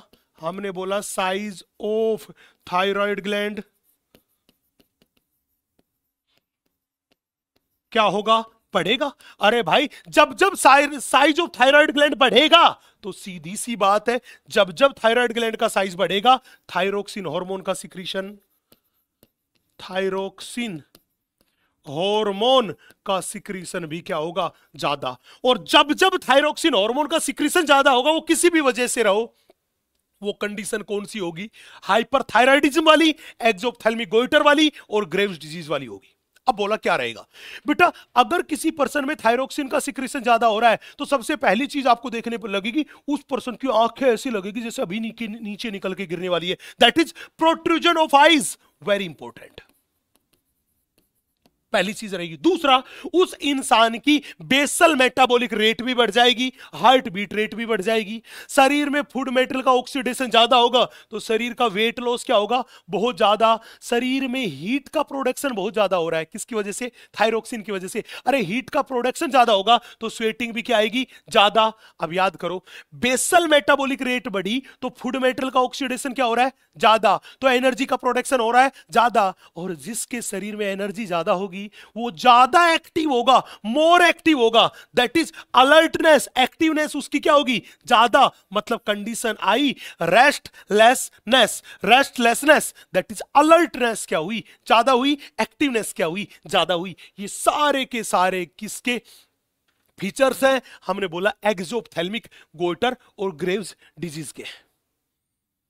नेक्स्ट अगली ग्लैंड है मेरे पास पैराथायराइड ग्लैंड। बड़े ध्यान से देखना, हमने बोला जब भी कोई हमसे पूछेगा पैराथायराइड ग्लैंड, तो हमने बोला ये पैराथायराइड ग्लैंड है, ये थायराइड ग्लैंड की डोर्सल सरफेस पे लोकेटेड है। अब देखो हमने ये लिया यहां पे डोर्सल व्यू, कौन सा व्यू लिया मेरे दोस्त, डोर्सल व्यू। थायराइड ग्लैंड की डोर्सल सरफेस पे प्रेजेंट है पैराथायराइड। ये देखिए थायराइड ग्लैंड का एक लोब, इस एक लोब में लाल वाले कितने, दो, मतलब ये एक जोड़ी पैराथायराइड, इस लोब पे भी एक जोड़ी, तो पैराथायराइड टोटल मिला के कितनी जोड़ी हुई, हमने बोला ये पैराथायराइड है, ये टोटल मिला के 2 पेयर्स है। जो कहां पे है, located at dorsal side of thyroid. कहां पे, हमने बोला लोकेटेड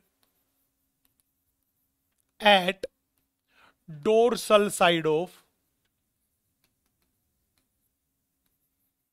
थायराइड। ये थायराइड की डोर्सल सरफेस पे लोकेटेड है। कौन सी, पैराथायराइड। कौन सी, पैराथायराइड। अब बड़े ध्यान से, बड़े इत्मीनान से देखिएगा, पूछेगा कि ये कौन सा हार्मोन रिलीज करती है। बेटा ये सिक्रीट करती है, वो करती है parathormone, secretes PTH, that is parathormone secrete करती है। अब ये पैराथॉर्मोन काम क्या करता है, सबसे इंपॉर्टेंट बात है बेटा, ये पैराथॉर्मोन का अगर कोई पूछे फंक्शन कि ये हार्मोन क्या काम करता है, इसका फंक्शन क्या है, तो जब भी कोई पूछे इस हार्मोन का फंक्शन, तो हम क्या कहेंगे, ये किसको रेगुलेट करता है, रेगुलेट करता है किसको, कैल्शियम लेवल को। यस मैंने बोला regulates calcium +2 level in the body. ये बॉडी में कैल्शियम +2 का लेवल रेगुलेट करता है। बोला गुरुजी यार थोड़ी देर पहले थायराइड ग्लैंड का एक हार्मोन आपने बताया था थायरोकैल्सिटोनिन, वो भी तो रेगुलेट कर रहा था। हमने कहा हाँ कर रहा था, और ये भी कर रहा है, दोनों में क्या अंतर है, बड़े ध्यान से देखो। हमने मान लिया ये अपने पास मेरे दोस्त है ब्लड, और यहां पे दोस्त अपने पास है बोन। बड़े ध्यान से देखना, ये मेरे पास है ब्लड, इधर मेरे पास है बोन। हमने बोला हुआ क्या, इस ब्लड में से कैल्शियम आयन को कहां ले गए, बोन में ले गए।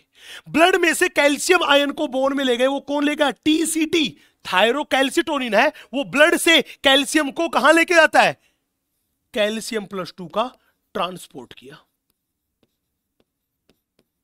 कैल्शियम +2 का ट्रांसपोर्ट किया, कहां, ब्लड से लेके गया, कहां पे, बोन में। कौन, TCT ने करवाया। और जब भी बोले कि सर अपने पास इस PTH ने क्या करवाया, भाई साहब ये बोन में से कैल्शियम को निकाल के लाया और किस में डाला, ब्लड में। मतलब PTH जो था इसने क्या काम किया, कैल्शियम +2 जो था उसका ट्रांसपोर्ट करवाया इधर।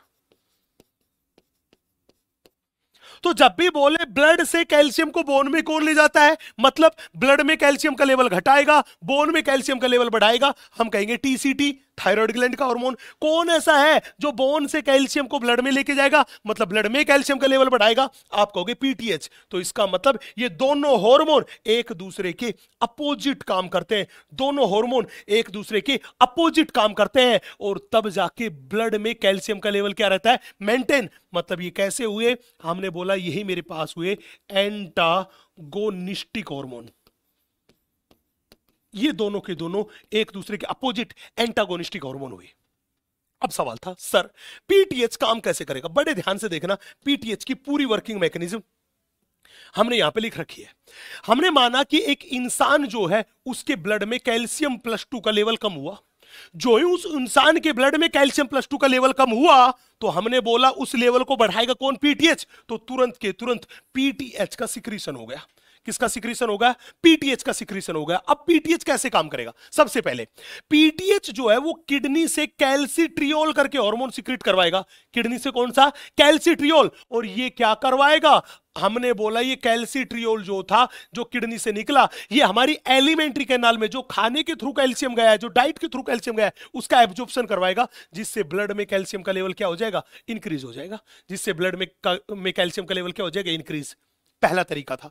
दूसरा तरीका, ये पीटीएच क्या काम करेगा? नेफ्रॉन में GF that is glomerular filtrate में से कैल्शियम का एब्जॉर्प्शन करवाएगा, और वो कैल्शियम कहां जाएगा? ब्लड में, और इस तरह से ब्लड में कैल्शियम का लेवल बढ़ जाएगा।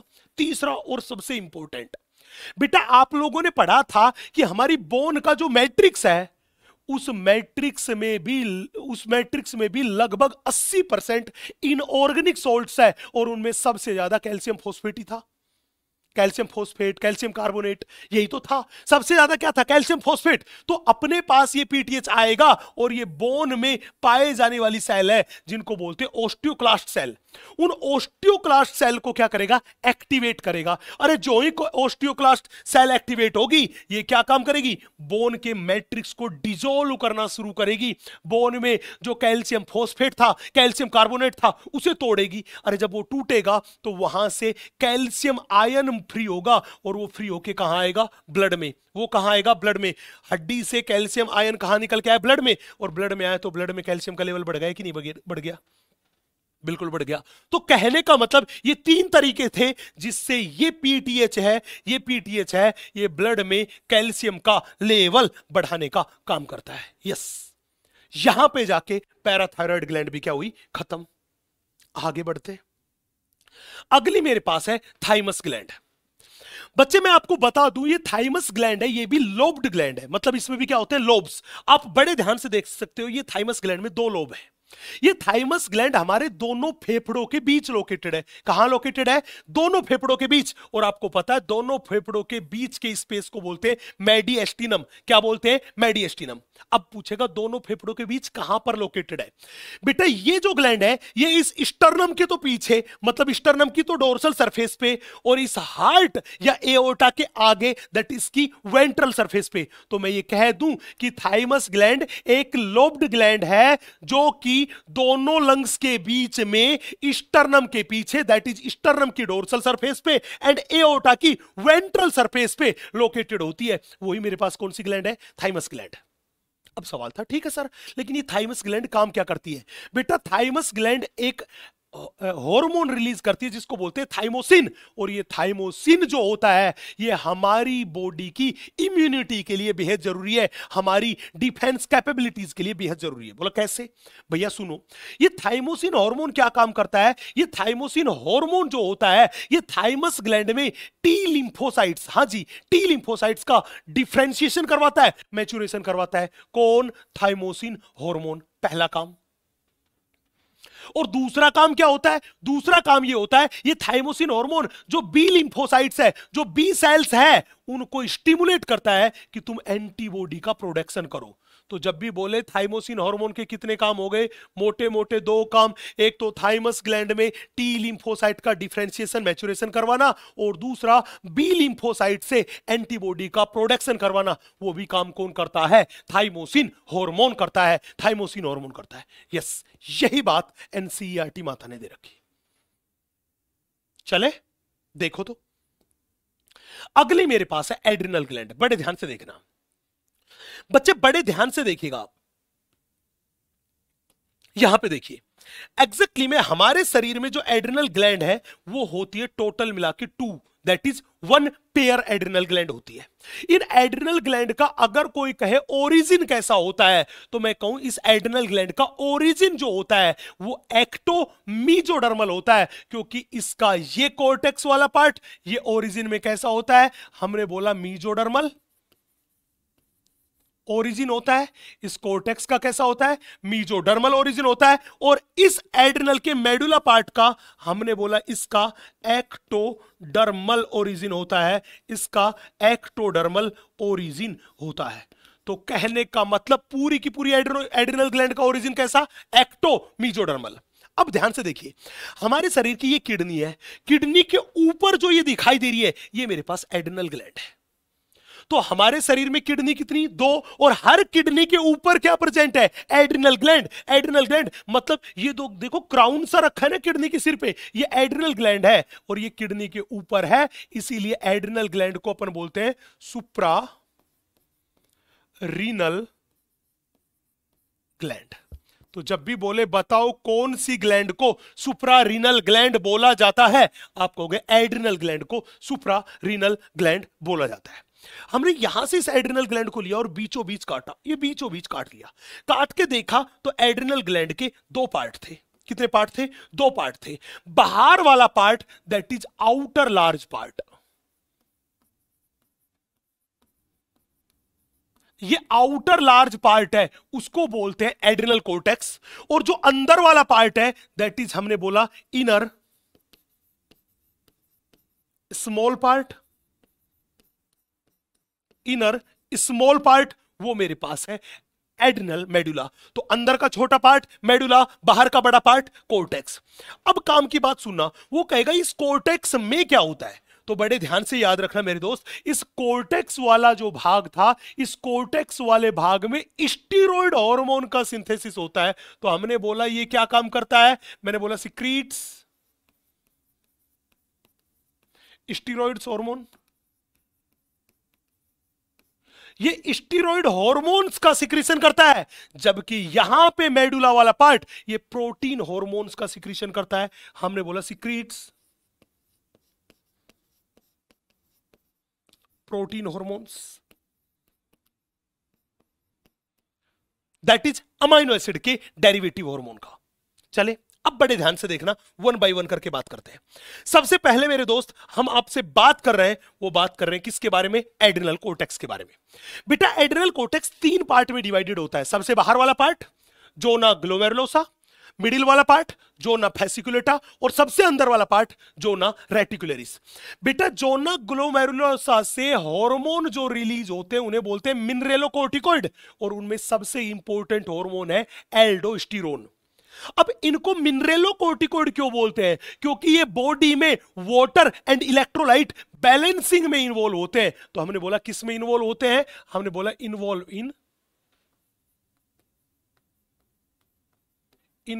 In water and electrolyte balancing. ये वाटर एंड इलेक्ट्रोलाइट बैलेंसिंग में इन्वॉल्व है, इसीलिए इनको बोला मिनरेलोकोर्टिकोइड। नेक्स्ट, अगले हार्मोन जो थे जो कि जोना फेसिकुलेटा से रिलीज होते हैं उन्हें बोलते हैं ग्लूकोकोर्टिकोइड, दैट इज कोर्टिसोल उसका मेन हार्मोन है। और जब भी पूछे इन ये हार्मोन को ग्लूकोकोर्टिकोइड क्यों बोला? क्योंकि ये बेटा कार्बोहाइड्रेट मेटाबॉलिज्म में इन्वॉल्व होते हैं। तो हमने बोला इन्वॉल्व इन कार्बोहाइड्रेट मेटाबॉलिज्म।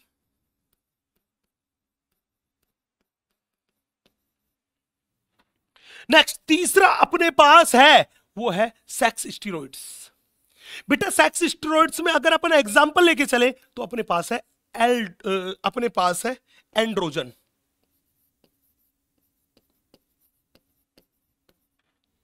ये एंड्रोजन्स है। ये एंड्रोजन्स ही तो है जो किसको रेगुलेट करते हैं? जो बॉडी पे हेयर्स को रेगुलेट करते हैं, प्यूबिक हेयर्स का डेवलपमेंट, बॉडी हेयर्स का डेवलपमेंट, आर्मपिट के नीचे जो हेयर्स हैं उनके डेवलपमेंट को रेगुलेट करने का काम सब कौन कर रहा है? ये एंड्रोजन्स रेगुलेट कर रहे हैं, ये सीक्रेट हो रहे हैं।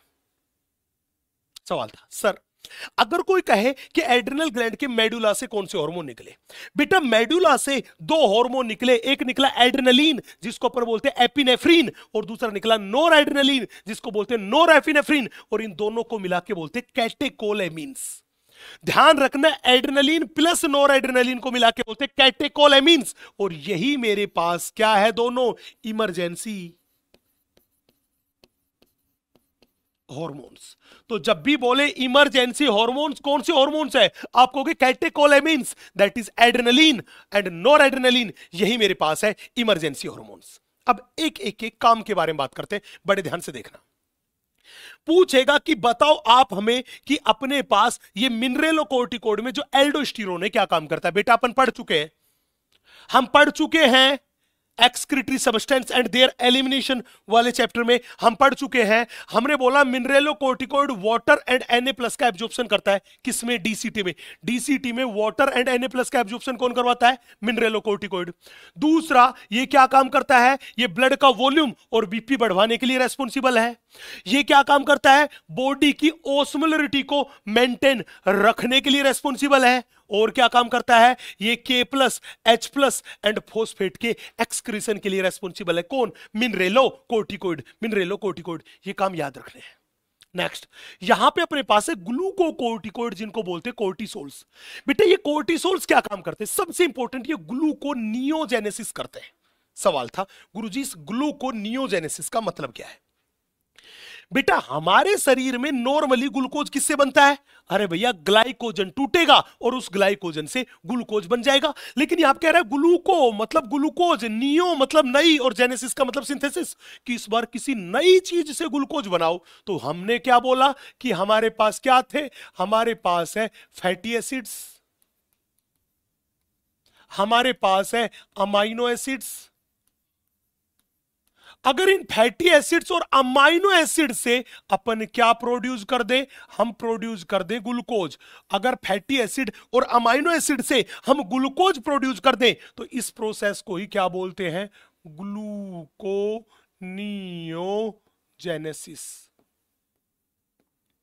इसी को बोलते हैं ग्लूकोनियोजेनेसिस। तो ग्लूकोनियोजेनेसिस को कौन स्टिमुलेट करता है? आप कहोगे सर कोर्टिसोल करता है। मतलब ये ब्लड में ग्लूकोज का लेवल क्या करेगा? बढ़ाएगा। ये ब्लड में ग्लूकोज का लेवल बढ़ाएगा। साथ ही साथ ये लिपोलाइसिस भी करता है। बेटा लिपोलाइसिस का मतलब होता है लिपिड का टूटना। लिपो मतलब लिपिड और लाइसिस का मतलब ब्रेकडाउन, लिपिड का टूटना। ये प्रोटियोलाइसिस भी करता है, मतलब प्रोटीन को भी तोड़ता है, लिपिड को भी तोड़ता है एंड प्रोटीन को भी तोड़ता है। दूसरी बात, और क्या काम करता है? ये बहुत इंपॉर्टेंट लाइन है, बहुत इंपॉर्टेंट लाइन है। ये सेल के अंदर अमाइनो एसिड का यूज जो था वो घटाने का काम करता है। मतलब cellular uptaking and utilisation of amino acid को क्या करता है? कम करता है। ये क्या काम करता है? रोकता है। मतलब ना तो ये ब्लड में से सेल में अमाइनो एसिड की एंट्री को क्या कर दिया? रोक दिया। और अगर कोई अमाइनो एसिड सेल के अंदर है तो सेल उस अमाइनो एसिड से प्रोटीन ना बना सके, उन दोनों चीजों को क्या करता है? रोकता है। क्योंकि तभी तो इसका उद्देश्य पूरा हो पाएगा प्रोटियोलाइसिस का। चले, उसके अलावा ये हमारी बॉडी में कार्डियोवैस्कुलर सिस्टम एंड किडनी के फंक्शन को भी रेगुलेट करने का काम करता है। ये कार्डियोवैस्कुलर सिस्टम एंड किडनी के फंक्शन को भी रेगुलेट करने का काम करता है। ध्यान रखना, इसी हार्मोन के कुछ और भी नाम है। एंटी एलर्जिक हार्मोन, ये एलर्जिक रिएक्शंस को क्या करता है? इनहिबिट करता है। एंटी इन्फ्लामेटरी हार्मोन, ये इन्फ्लामेशन को क्या करता है? रोकता है। इम्यूनो सप्रेसर हार्मोन, ये हमारे इम्यून सिस्टम की एक्टिविटी को क्या करता है? कम करता है। इसीलिए इसको बोलते हैं इम्यूनो सप्रेसर हार्मोन। सवाल था सर एनसीईआरटी ने एक डिजीज दी, एडिसन डिजीज। आप पहले बताइए इस एडिसन डिजीज की वजह क्या थी? बेटा ये एडिसन डिजीज है, ये एड्रिनल कोर्टेक्स के हार्मोन के कम सिक्रीशन की वजह से हुआ। मतलब हाइपोसिक्रीशन हुआ। किसका? एड्रिनल कोर्टेक्स के, मिनरेलोकोर्टिकोइड का एंड ग्लूकोकोर्टिकोइड का। जब इनका सिक्रीशन नॉर्मल से कम हुआ, उस वजह से कौन सी डिजीज हुई? एडिसन डिजीज हुई। इस एडिसन डिजीज में इंसान को वीकनेस फील होती है। क्या फील होती है? वीकनेस फील होती है। एंड दूसरी चीज फैटिगनेस फील होती है। फैटिगनेस मतलब आदमी को थकावट फील होती है एंड कमजोरी फील होती है। फैटिगनेस एंड वीकनेस ये दोनों की दोनों फील होती है। किसमें? एडिसन डिजीज में। एनसीईआरटी माता ने बस इतना ही दिया है मेरे दोस्त इसके बारे में। अपन थोड़ा आगे बढ़ते हैं।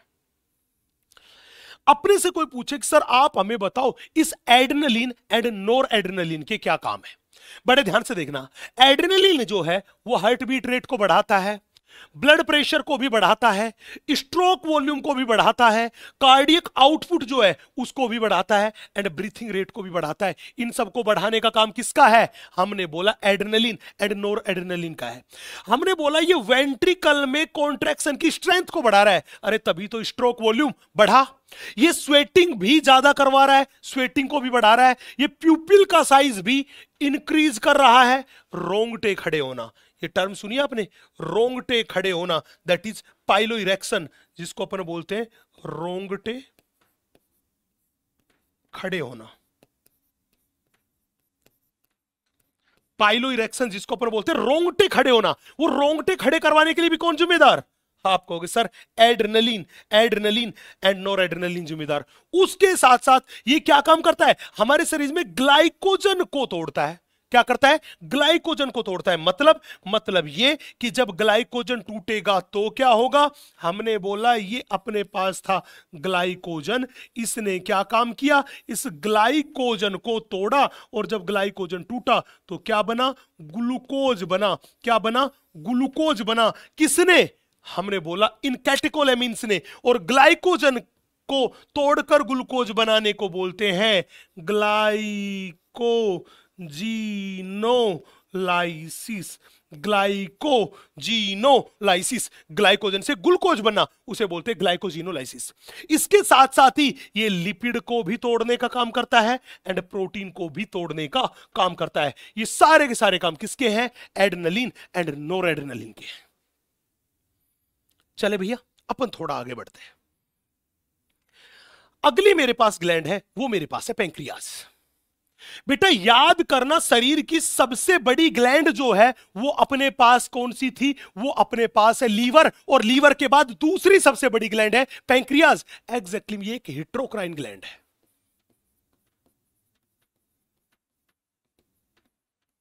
ये अपने पास एक हिट्रोक्राइन ग्लैंड है। ये अपने पास कैसी ग्लैंड है? ये एक हिट्रोक्राइन ग्लैंड है। चले, हमने क्या काम किया? पैंक्रियाज को बाहर निकाला और स्टडी किया। तो पैंक्रियाज के दो भाग हैं। एक भाग को बोलते एसिनाई, जो कि पैंक्रियाज का एक्सोक्राइन भाग है, और ये अपने पास है 98 to 99% पार्ट। पूरे पैंक्रियाज का 98 से 99% पार्ट क्या है? एक्सोक्राइन पार्ट है। दूसरा आइलेट्स ऑफ लैंगरहैंस, जो कि पैंक्रियाज का 1 से 2% पार्ट है, यही मेरे पास है एंडोक्राइन पार्ट।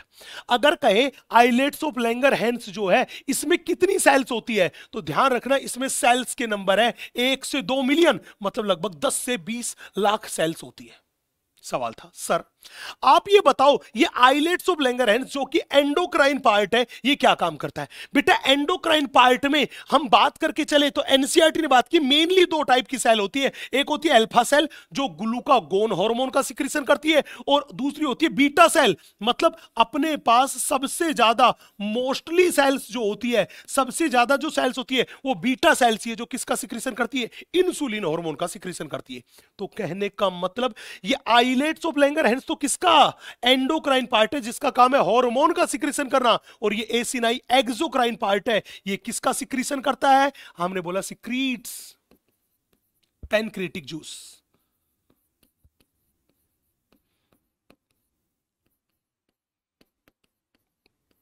और मैंने बोला एंजाइम्स। ये पैंक्रिएटिक जूस और एंजाइम का सिक्रीशन करता है। कौन? अपने पास एसिनाई, जो कि फूड मेटल के डाइजेशन के लिए बेहद जरूरी है। चले अब एक एक करके बात करते हैं। सबसे पहले अपन बात करते हैं ग्लूकागोन हार्मोन के बारे में, फिर हम बात करेंगे आपसे इंसुलिन हार्मोन के बारे में। जब भी बोले ग्लूकागोन हार्मोन, हमने बोला इस ग्लूकागोन हार्मोन की टारगेट सेल है लीवर की सेल। ये लीवर की हिपेटोसाइट सेल पे काम करता है। और क्या काम करता है? लीवर की हिपेटोसाइट सेल पे काम करता है। और ये कैसा हार्मोन है? ये हाइपरग्लाइसीमिक हार्मोन है। और हाइपरग्लाइसीमिक वो जो ब्लड में ग्लूकोज का लेवल बढ़ा दे, जबकि इंसुलिन जो है वो लीवर की hepatocyte cells and adipocyte cells that is fat cell पे भी काम करता है। ये दो जगह पे hepatocyte cell and fat cell पे काम करता है। और इंसुलिन का क्या काम था? ब्लड में ग्लूकोज लेवल को कम करना, इसलिए इसको बोलते हैं हाइपोग्लाइसीमिक हार्मोन। Hypoglycaemic hormone. अब याद रखना हमारे शरीर में जब फैट का मेटाबॉलिज्म होता है तो कीटोन बॉडी बनती है। कीटोनिक ग्रुप वाले कुछ कंपाउंड बनते हैं जिन्हें बोलते हैं कीटोन बॉडी। तो ध्यान रखना ये जो इंसुलिन है ये कीटोन बॉडी के फॉर्मेशन को क्या करता है? कम करता है। मतलब शरीर में इंसुलिन की कमी होगी तो कीटोन बॉडी क्या बनेगी? ज्यादा। कीटोन बॉडी क्या बनेगी? ज्यादा। अब सवाल था दोनों कैसे काम करते हैं, बड़े ध्यान से देखना। ग्लूकागोन का क्या काम है? ब्लड में ग्लूकोज का लेवल बढ़ाना। और इंसुलिन का क्या काम है? ब्लड में ग्लूकोज का लेवल घटाना। मतलब ये दोनों एक दूसरे के अपोजिट काम करते हैं। इसलिए कैसे हुए? Antagonistic hormone. कैसे हुए? Antagonistic hormone. कैसे? ग्लूकागोन क्या काम करेगा? सबसे पहले हमारे लीवर में स्टोर था ग्लाइकोजन, उस ग्लाइकोजन को तोड़ेगा, और लीवर में ग्लाइकोजन टूटेगा तो क्या बनेगा? ग्लूकोज, जिसको बोलते हैं ग्लाइकोजीनोलाइसिस। तो कहने का मतलब यह हुआ कि सबसे पहले ये ग्लाइकोनियोजेनेसिस के द्वारा ग्लाइकोजन को तोड़ के क्या बनाएगा? ग्लूकोज। और जब ग्लूकोज बनेगा लीवर में तो ब्लड में ग्लूकोज का लेवल बढ़ेगा। पहला तरीका। दूसरा, ये ग्लूकागोन क्या करता है? ग्लूकोनियोजेनेसिस करता है। और ग्लूकोनियोजेनेसिस में क्या किया जाता है? फैटी एसिड से, अमाइनो एसिड से ग्लूकोज बनाया जाता है, तो ब्लड में ग्लूकोज का लेवल क्या होएगा? बढ़ेगा। तीसरा क्या काम करता है कि ये चाहेगा कि ब्लड में ग्लूकोज जा जाके मिलता रहे, लेकिन ब्लड में से ग्लूकोज बाहर नहीं निकले। तो सेल के अंदर ग्लूकोज की एंट्री को, सेल के द्वारा ग्लूकोज के यूज को क्या करेगा? कम करेगा। इसलिए हमने लिखा cellular uptaking and utilisation of glucose को क्या करता है? घटाता है। तभी तो ब्लड में ग्लूकोज का लेवल क्या होता है? बढ़ता है। इंसुलिन बिल्कुल इसका उल्टा काम करेगा। सबसे पहले तो इंसुलिन क्या काम करेगा? वो कहेगा भाई तू क्या कर रहा है? बोला भैया मैं ग्लाइकोजन को तोड़ के ग्लूकोज बना रहा हूं। तो सबसे पहले तो ये ग्लाइकोजिनोलाइसिस को रोकने का काम करता है, पहली बात। दूसरी बात, ये क्या कहेगा कि ब्लड में जो ग्लूकोज है उस ग्लूकोज को क्या करूं? ग्लाइकोजन में कन्वर्ट करूं। किसको में कन्वर्ट करूं? ग्लाइकोजन में। तो ग्लूकोज से ग्लाइकोजन का बनना, उसको बोलते हैं ग्लाइकोजेनेसिस। क्या बोलते हैं? ग्लाइकोजेनेसिस। ये ग्लाइकोजेनेसिस करवाता है। तीसरी चीज, इसने क्या काम कर दिया था? ये सेल के अंदर, ब्लड में से सेल के अंदर ग्लूकोज नहीं जाने दे रहा था, जिससे सेल ग्लूकोज का क्या कर रही थी? कम यूज कर रही थी। ये क्या काम करेगा? सेल की सेल मेम्ब्रेन में एक प्रोटीन प्रेजेंट है जिसको बोलते हैं ग्लूटी4 protein, that is glucose transporter 4 protein. ये उस प्रोटीन को एक्टिवेट कर देता है। कौन? इंसुलिन। अरे जब वो प्रोटीन एक्टिवेट हो गई तो उसकी वजह से क्या होगा? ब्लड में से बहुत तेजी से ग्लूकोज सेल के अंदर जाएगा और सेल ग्लूकोज का ज्यादा से ज्यादा क्या करेगी? यूज। तो मतलब cellular uptaking and utilisation of glucose को इसने क्या कर दिया? बढ़ा दिया। जब हमने बोला ब्लड में से ग्लूकोज बहुत तेजी से बाहर निकलेगा तो ब्लड में ग्लूकोज का लेवल क्या होगा? कम। तो मोटी मोटी बात मैं ये कह दूं कि ब्लड में ग्लूकोज का लेवल बढ़ाना हो तो ग्लूकागोन चाहिए, घटाना हो तो इंसुलिन चाहिए। चले, और दोनों एक दूसरे के क्या काम करेंगे? अपोजिट। अब सवाल था कि सर अगर इंसुलिन का सिक्रीशन कम हो, अगर शरीर में इंसुलिन जो था, उस इंसुलिन का सिक्रीशन जो था, अगर इंसुलिन का सिक्रीशन क्या हो जाए? कम। बेटा अगर इंसुलिन का सिक्रीशन कम हो गया तो इससे एक बीमारी होती है जिसे बोलते हैं डायबिटीज मेलाइटस। तो हमने बोला कॉजेज डायबिटीज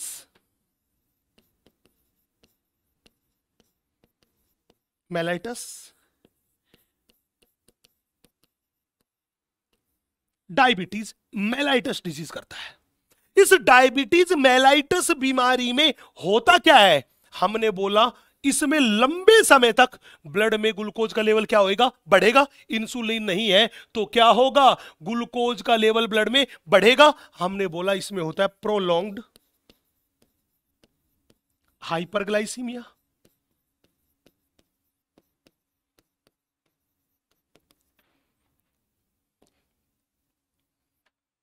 और क्या हुआ? मैंने बोला इसमें हो गया ग्लाइकोसूरिया,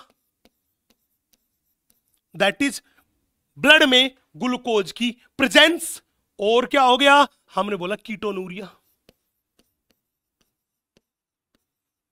कि ब्लड में जो कीटोन बॉडी का लेवल बढ़ा। यहां पे देखिए ग्लूकोज की कमी से ब्लड में कीटोन बॉडीज का लेवल क्या हो जाएगा? बढ़ जाएगा, क्योंकि इंसुलिन तो कीटोन बॉडी का लेवल घटा रहा है। अगर इंसुलिन कमी रहा तो ब्लड में कीटोन की बॉडी क्या हो जाएगी? बढ़ जाएगी, और वो कीटोन बॉडी यूरिन के द्वारा बाहर निकलेगी। इसे बोलते हैं कीटोनूरिया। ये सारे के सारे किसके सिम्टम्स हैं? डायबिटीज मेलाइटस, जिसको आप बोलते हैं शुगर, उसके सिम्टम्स हैं। नेक्स्ट, अब बात थी सर आप हमें बताइए टेस्टिस के बारे में। बच्चे टेस्टिस एक गोनाड्स है और ये भी एक हिट्रोक्राइन ग्लैंड है। ये भी कौन सी ग्लैंड है मेरे दोस्त? हमने बोला ये भी मेरे पास एक हिट्रोक्राइन ग्लैंड है। पैंक्रियाज भी हिट्रोक्राइन ग्लैंड थी, ये भी हिट्रोक्राइन ग्लैंड है। याद करो, आपने देखा था पिट्यूटरी ग्लैंड से एक हार्मोन आया था, एंटीरियर पिट्यूटरी से LH, और उसने क्या किया था? उसने बेटा स्टिमुलेट किया था किसको? टेस्टिस की लेडिक सेल्स को। तब इन लेडिक सेल्स ने क्या निकाला था? टेस्टोस्टेरोन और एंड्रोजन निकाला था। अब सवाल था कि सर ये एंड्रोजन और टेस्टोस्टेरोन काम क्या करता है? सबसे इंपॉर्टेंट बात देखिएगा बेटा, ये एंड्रोजन और टेस्टोस्टेरोन ही है जो मेल के रिप्रोडक्टिव ऑर्गन के ग्रोथ एंड डेवलपमेंट के लिए रेस्पॉन्सिबल है। तो उनके एक्सेसरी रिप्रोडक्टिव ऑर्गन की ग्रोथ करना, डेवलपमेंट करना, उनकी फंक्शनिंग के लिए कौन responsible? Testosterone responsible.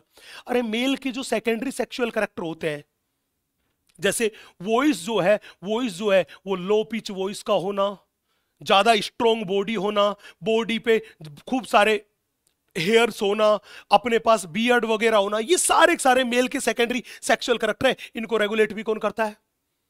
Testosterone. Mail में male gamete that is sperm के प्रोडक्शन को स्टिमुलेट कौन करता है? टेस्टोस्टेरोन। मेल का सेक्सुअल बिहेवियर जो था उसको कौन कंट्रोल करता है? टेस्टोस्टेरोन कंट्रोल करता है। और याद रखना, ये टेस्टोस्टेरोन है, ये प्रोटीन एंड कार्बोहाइड्रेट का सिंथेसिस करवाता है। क्या करवाता है शरीर में? सिंथेसिस। इसका मतलब ये एक एनाबॉलिक इफेक्ट शो करता है किसके ऊपर? प्रोटीन एंड कार्बोहाइड्रेट मेटाबॉलिज्म पे। ये सारे के सारे किसके काम है? टेस्टोस्टेरोन के काम है। आगे देखिए, अगला है मेरे पास ओवरी। याद करो मेरे दोस्त, ये ओवरी जो है ये भी एक हिट्रोक्राइन ग्लैंड है। कैसी ग्लैंड है? हिट्रोक्राइन ग्लैंड है। और इस ओवरी के दो बड़े ही महत्वपूर्ण हार्मोन है, एक है एस्ट्रोजन और दूसरा है प्रोजेस्टेरोन। ध्यान रखना, ये एस्ट्रोजन है, ये मेन फीमेल हार्मोन है। यस, हमने बोला यही मेरे पास है मेन फीमेल हार्मोन। जब भी बोले फीमेल की बॉडी का मेन हार्मोन कौन सा, आप कहोगे एस्ट्रोजन। बोला क्यों और ये कहां से निकला? बड़े ध्यान से देखना बेटा, एक डेवलपिंग फॉलिकल है, वो ही एस्ट्रोजन का सबसे बड़ा सोर्स है। मतलब जब एक प्राइमरी फॉलिकल ग्राफिन फॉलिकल में कन्वर्ट हो रही होती है तो वो डेवलपिंग फॉलिकल बहुत ज्यादा अमाउंट में एस्ट्रोजन का सिक्रीशन करती है, और फीमेल की बॉडी में वो ही बिगेस्ट सोर्स ऑफ एस्ट्रोजन है। ये एस्ट्रोजन ही है जो फीमेल के सेकेंडरी सेक्सुअल कैरेक्टर को रेगुलेट करता है, यही है जो फीमेल के सेक्सुअल बिहेवियर को कंट्रोल करता है, यही है जो फीमेल के सेकेंडरी सेक्सुअल ऑर्गन्स की एक्टिविटी को कंट्रोल करता है, और यही है जो फीमेल में ब्रेस्ट के डेवलपमेंट के लिए, मेमरी ग्लैंड्स के डेवलपमेंट के लिए रेस्पॉन्सिबल है। तो फीमेल में ब्रेस्ट की ग्रोथ होती ज्यादा, मेल में ब्रेस्ट होती है वो रिड्यूस्ड, वो फीमेल में ज्यादा किसकी वजह से? एस्ट्रोजन की वजह से। नेक्स्ट, दूसरा हार्मोन मेरे पास है वो है प्रोजेस्टेरोन। बेटा प्रोजेस्टेरोन को ही अपन बोलते हैं प्रेगनेंसी हार्मोन। इसी को क्या बोलते हैं? P for progesterone. इसी को बोलते हैं प्रेगनेंसी हार्मोन। क्यों? क्योंकि ये प्रोजेस्टेरोन प्रेगनेंसी को मेंटेन रखने का काम करता है। प्रेग्नेंट लेडी में प्रोजेस्टेरोन का लेवल बहुत बहुत हाई होता है, और इस प्रोजेस्टेरोन का सिक्रीशन कौन करता है? Corpus luteum. फीमेल में कॉर्पस ल्यूटियम इसका एक बहुत बड़ा सोर्स है। अब सवाल था ये प्रोजेस्टेरोन और क्या काम करता है? अरे मेमरी ग्लैंड्स का डेवलपमेंट किसने करवाया? आपने बोला एस्ट्रोजन ने। उन्हीं की वजह से तो फीमेल में वेल डेवलप्ड ब्रेस्ट है, लेकिन उन ब्रेस्ट में जो मेन स्ट्रक्चर थी दैट इज एल्वियोलाई, जहां पे मिल्क का सिंथेसिस हो रहा था, उन सब का डेवलपमेंट कौन करवाता है? प्रोजेस्टेरोन। तो ध्यान रखना, प्रोजेस्टेरोन ही था जो फीमेल में एल्वियोलाई का डेवलपमेंट करवाता है, क्योंकि एल्वियोलाई ही वो साइट थी जिसका काम था मिल्क का सिंथेसिस करना। तभी फीमेल में मिल्क का सिंथेसिस पॉसिबल है, और वो कौन करता है? प्रोजेस्टेरोन। कौन करता है? प्रोजेस्टेरोन। यही दिया है एनसीईआरटी माता ने।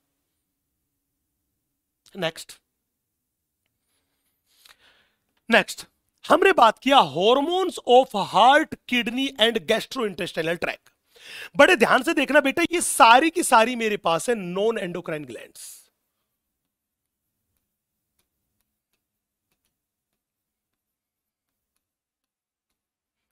याद करो, हमने कहा था हार्मोन्स का सिक्रीशन कुछ नॉन एंडोक्राइन ग्लैंड भी करती है, तभी तो हमें हार्मोन की एक नई डेफिनेशन देने की जरूरत पड़ी थी। वो क्या था? हमने बोला हार्ट, किडनी, गैस्ट्रोइंटेस्टाइनल ट्रैक्ट। अब यहां पे देखना, अपने पास एक हार्मोन है एट्रियल नाइट्रियूरेटिक फैक्टर। जब भी पूछे इसका सिक्रीशन कौन करता है तो ध्यान रखना ये एट्रिया की वॉल से सिक्रीट होता है। तो मैंने बोला सिक्रीटेड फ्रॉम एट्रियल वॉल, ये एट्रिया की वॉल से सिक्रीट होता है और ये क्या काम करता है, बीपी को घटाने का काम करता है। नेक्स्ट, दूसरा मेरे पास है एरिथ्रोपोइटिन। बेटा ये एरिथ्रोपोइटिन जो होता है ये रेड बोन मैरो में जाके आरबीसी का प्रोडक्शन करवाता है और इसका सिक्रीशन कौन करता है, हमने बोला सिक्रीटेड बाय किडनी।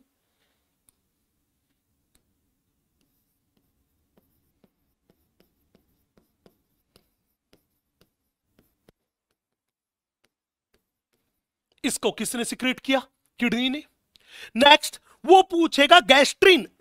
बेटा इस गैस्ट्रिन हार्मोन का सिक्रीशन स्टोमक से होता है। किससे होता है, स्टोमक से इसका सिक्रीशन होता है और ये क्या काम करता है, ये गैस्ट्रिक जूस के सिक्रीशन को क्या काम करता है, स्टिमुलेट करता है। ज्यादा से ज्यादा गैस्ट्रिक जूस निकलेगा, HCl निकलेगा, पेप्सी निकलेगा, तभी तो स्टोमक में ज्यादा से ज्यादा फूड का क्या होगा, डाइजेशन। वो काम कौन करता है, गैस्ट्रिन।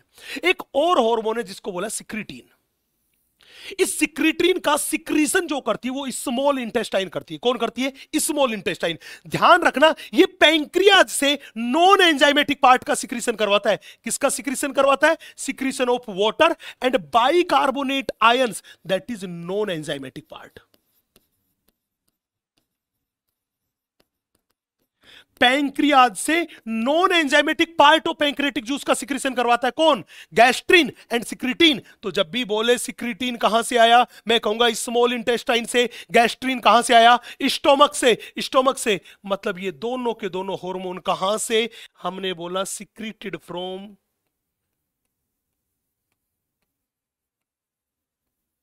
GIT से निकले, गैस्ट्रो इंटेस्टाइनल ट्रैक्ट से निकले। नेक्स्ट अगला हार्मोन देखना, अगला हार्मोन है CCK।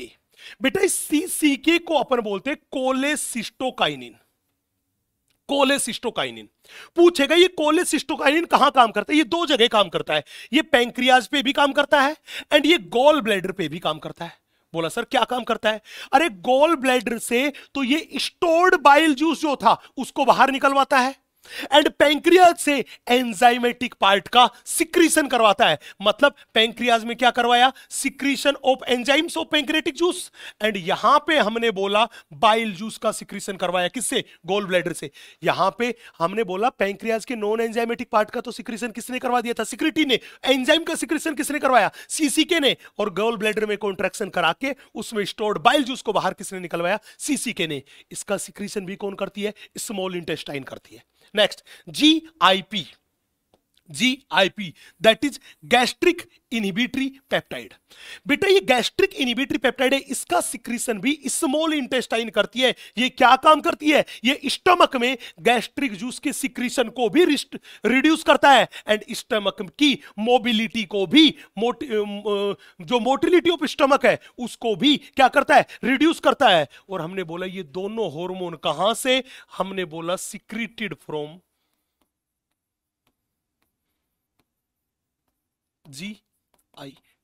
GIT से इनका सिक्रीशन हुआ। नेक्स्ट सबसे लास्ट में एनसीईआरटी दिया ग्रोथ फैक्टर। बेटा ये ग्रोथ फैक्टर जो है ये एग्जैक्टली में ग्रोथ हार्मोन की तरह काम करते हैं, ग्रोथ हार्मोन की तरह काम करते हैं। और ये क्या काम करते हैं, हमने बोला ये किसी भी टिश्यू को, सेल को रिपेयर करने में, रीजनरेट करने में हेल्प करते हैं, रिपेयर करने में, रीजनरेट करने में हेल्प करते हैं। जैसे अगर ग्रोथ फैक्टर का अगर हमें कोई एग्जाम्पल लेना पड़े तो अपने पास है सोमेटोमेडिन्स। ये सोमेटोमेडिन्स जो है इसका सिक्रीशन किसने किया, हमने बोला सिक्रीटेड बाय लीवर।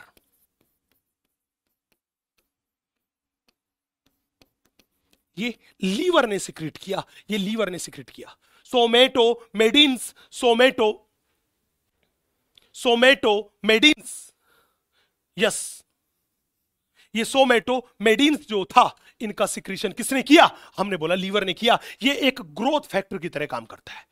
तो ये सारे के सारे वो हार्मोन्स थे जिनका सिक्रीशन नॉन एंडोक्राइन ग्लैंड करती है, लेकिन क्या होते हैं? हार्मोन होते हैं। और इसी के साथ साथ हमने बेटा आज का ये जो बवंडर लेक्चर था, ये बहुत इंपॉर्टेंट चैप्टर था। इसमें एनसीईआरटी माता की ईच एंड एवरी लाइन को क्या कर लिया? डिस्कस कर लिया। बड़े इत्मीनान से, बड़े ध्यान से आप पढ़िएगा। ईच एंड एवरी लाइन क्या हो चुकी है? कवर। हम आपसे जल्द ही मिलेंगे अगले एक बड़े ही बाउंडर लेक्चर के साथ। तब तक के लिए आप सभी खुश रहें, सुरक्षित रहें। जय Hind. Thank you very much guys.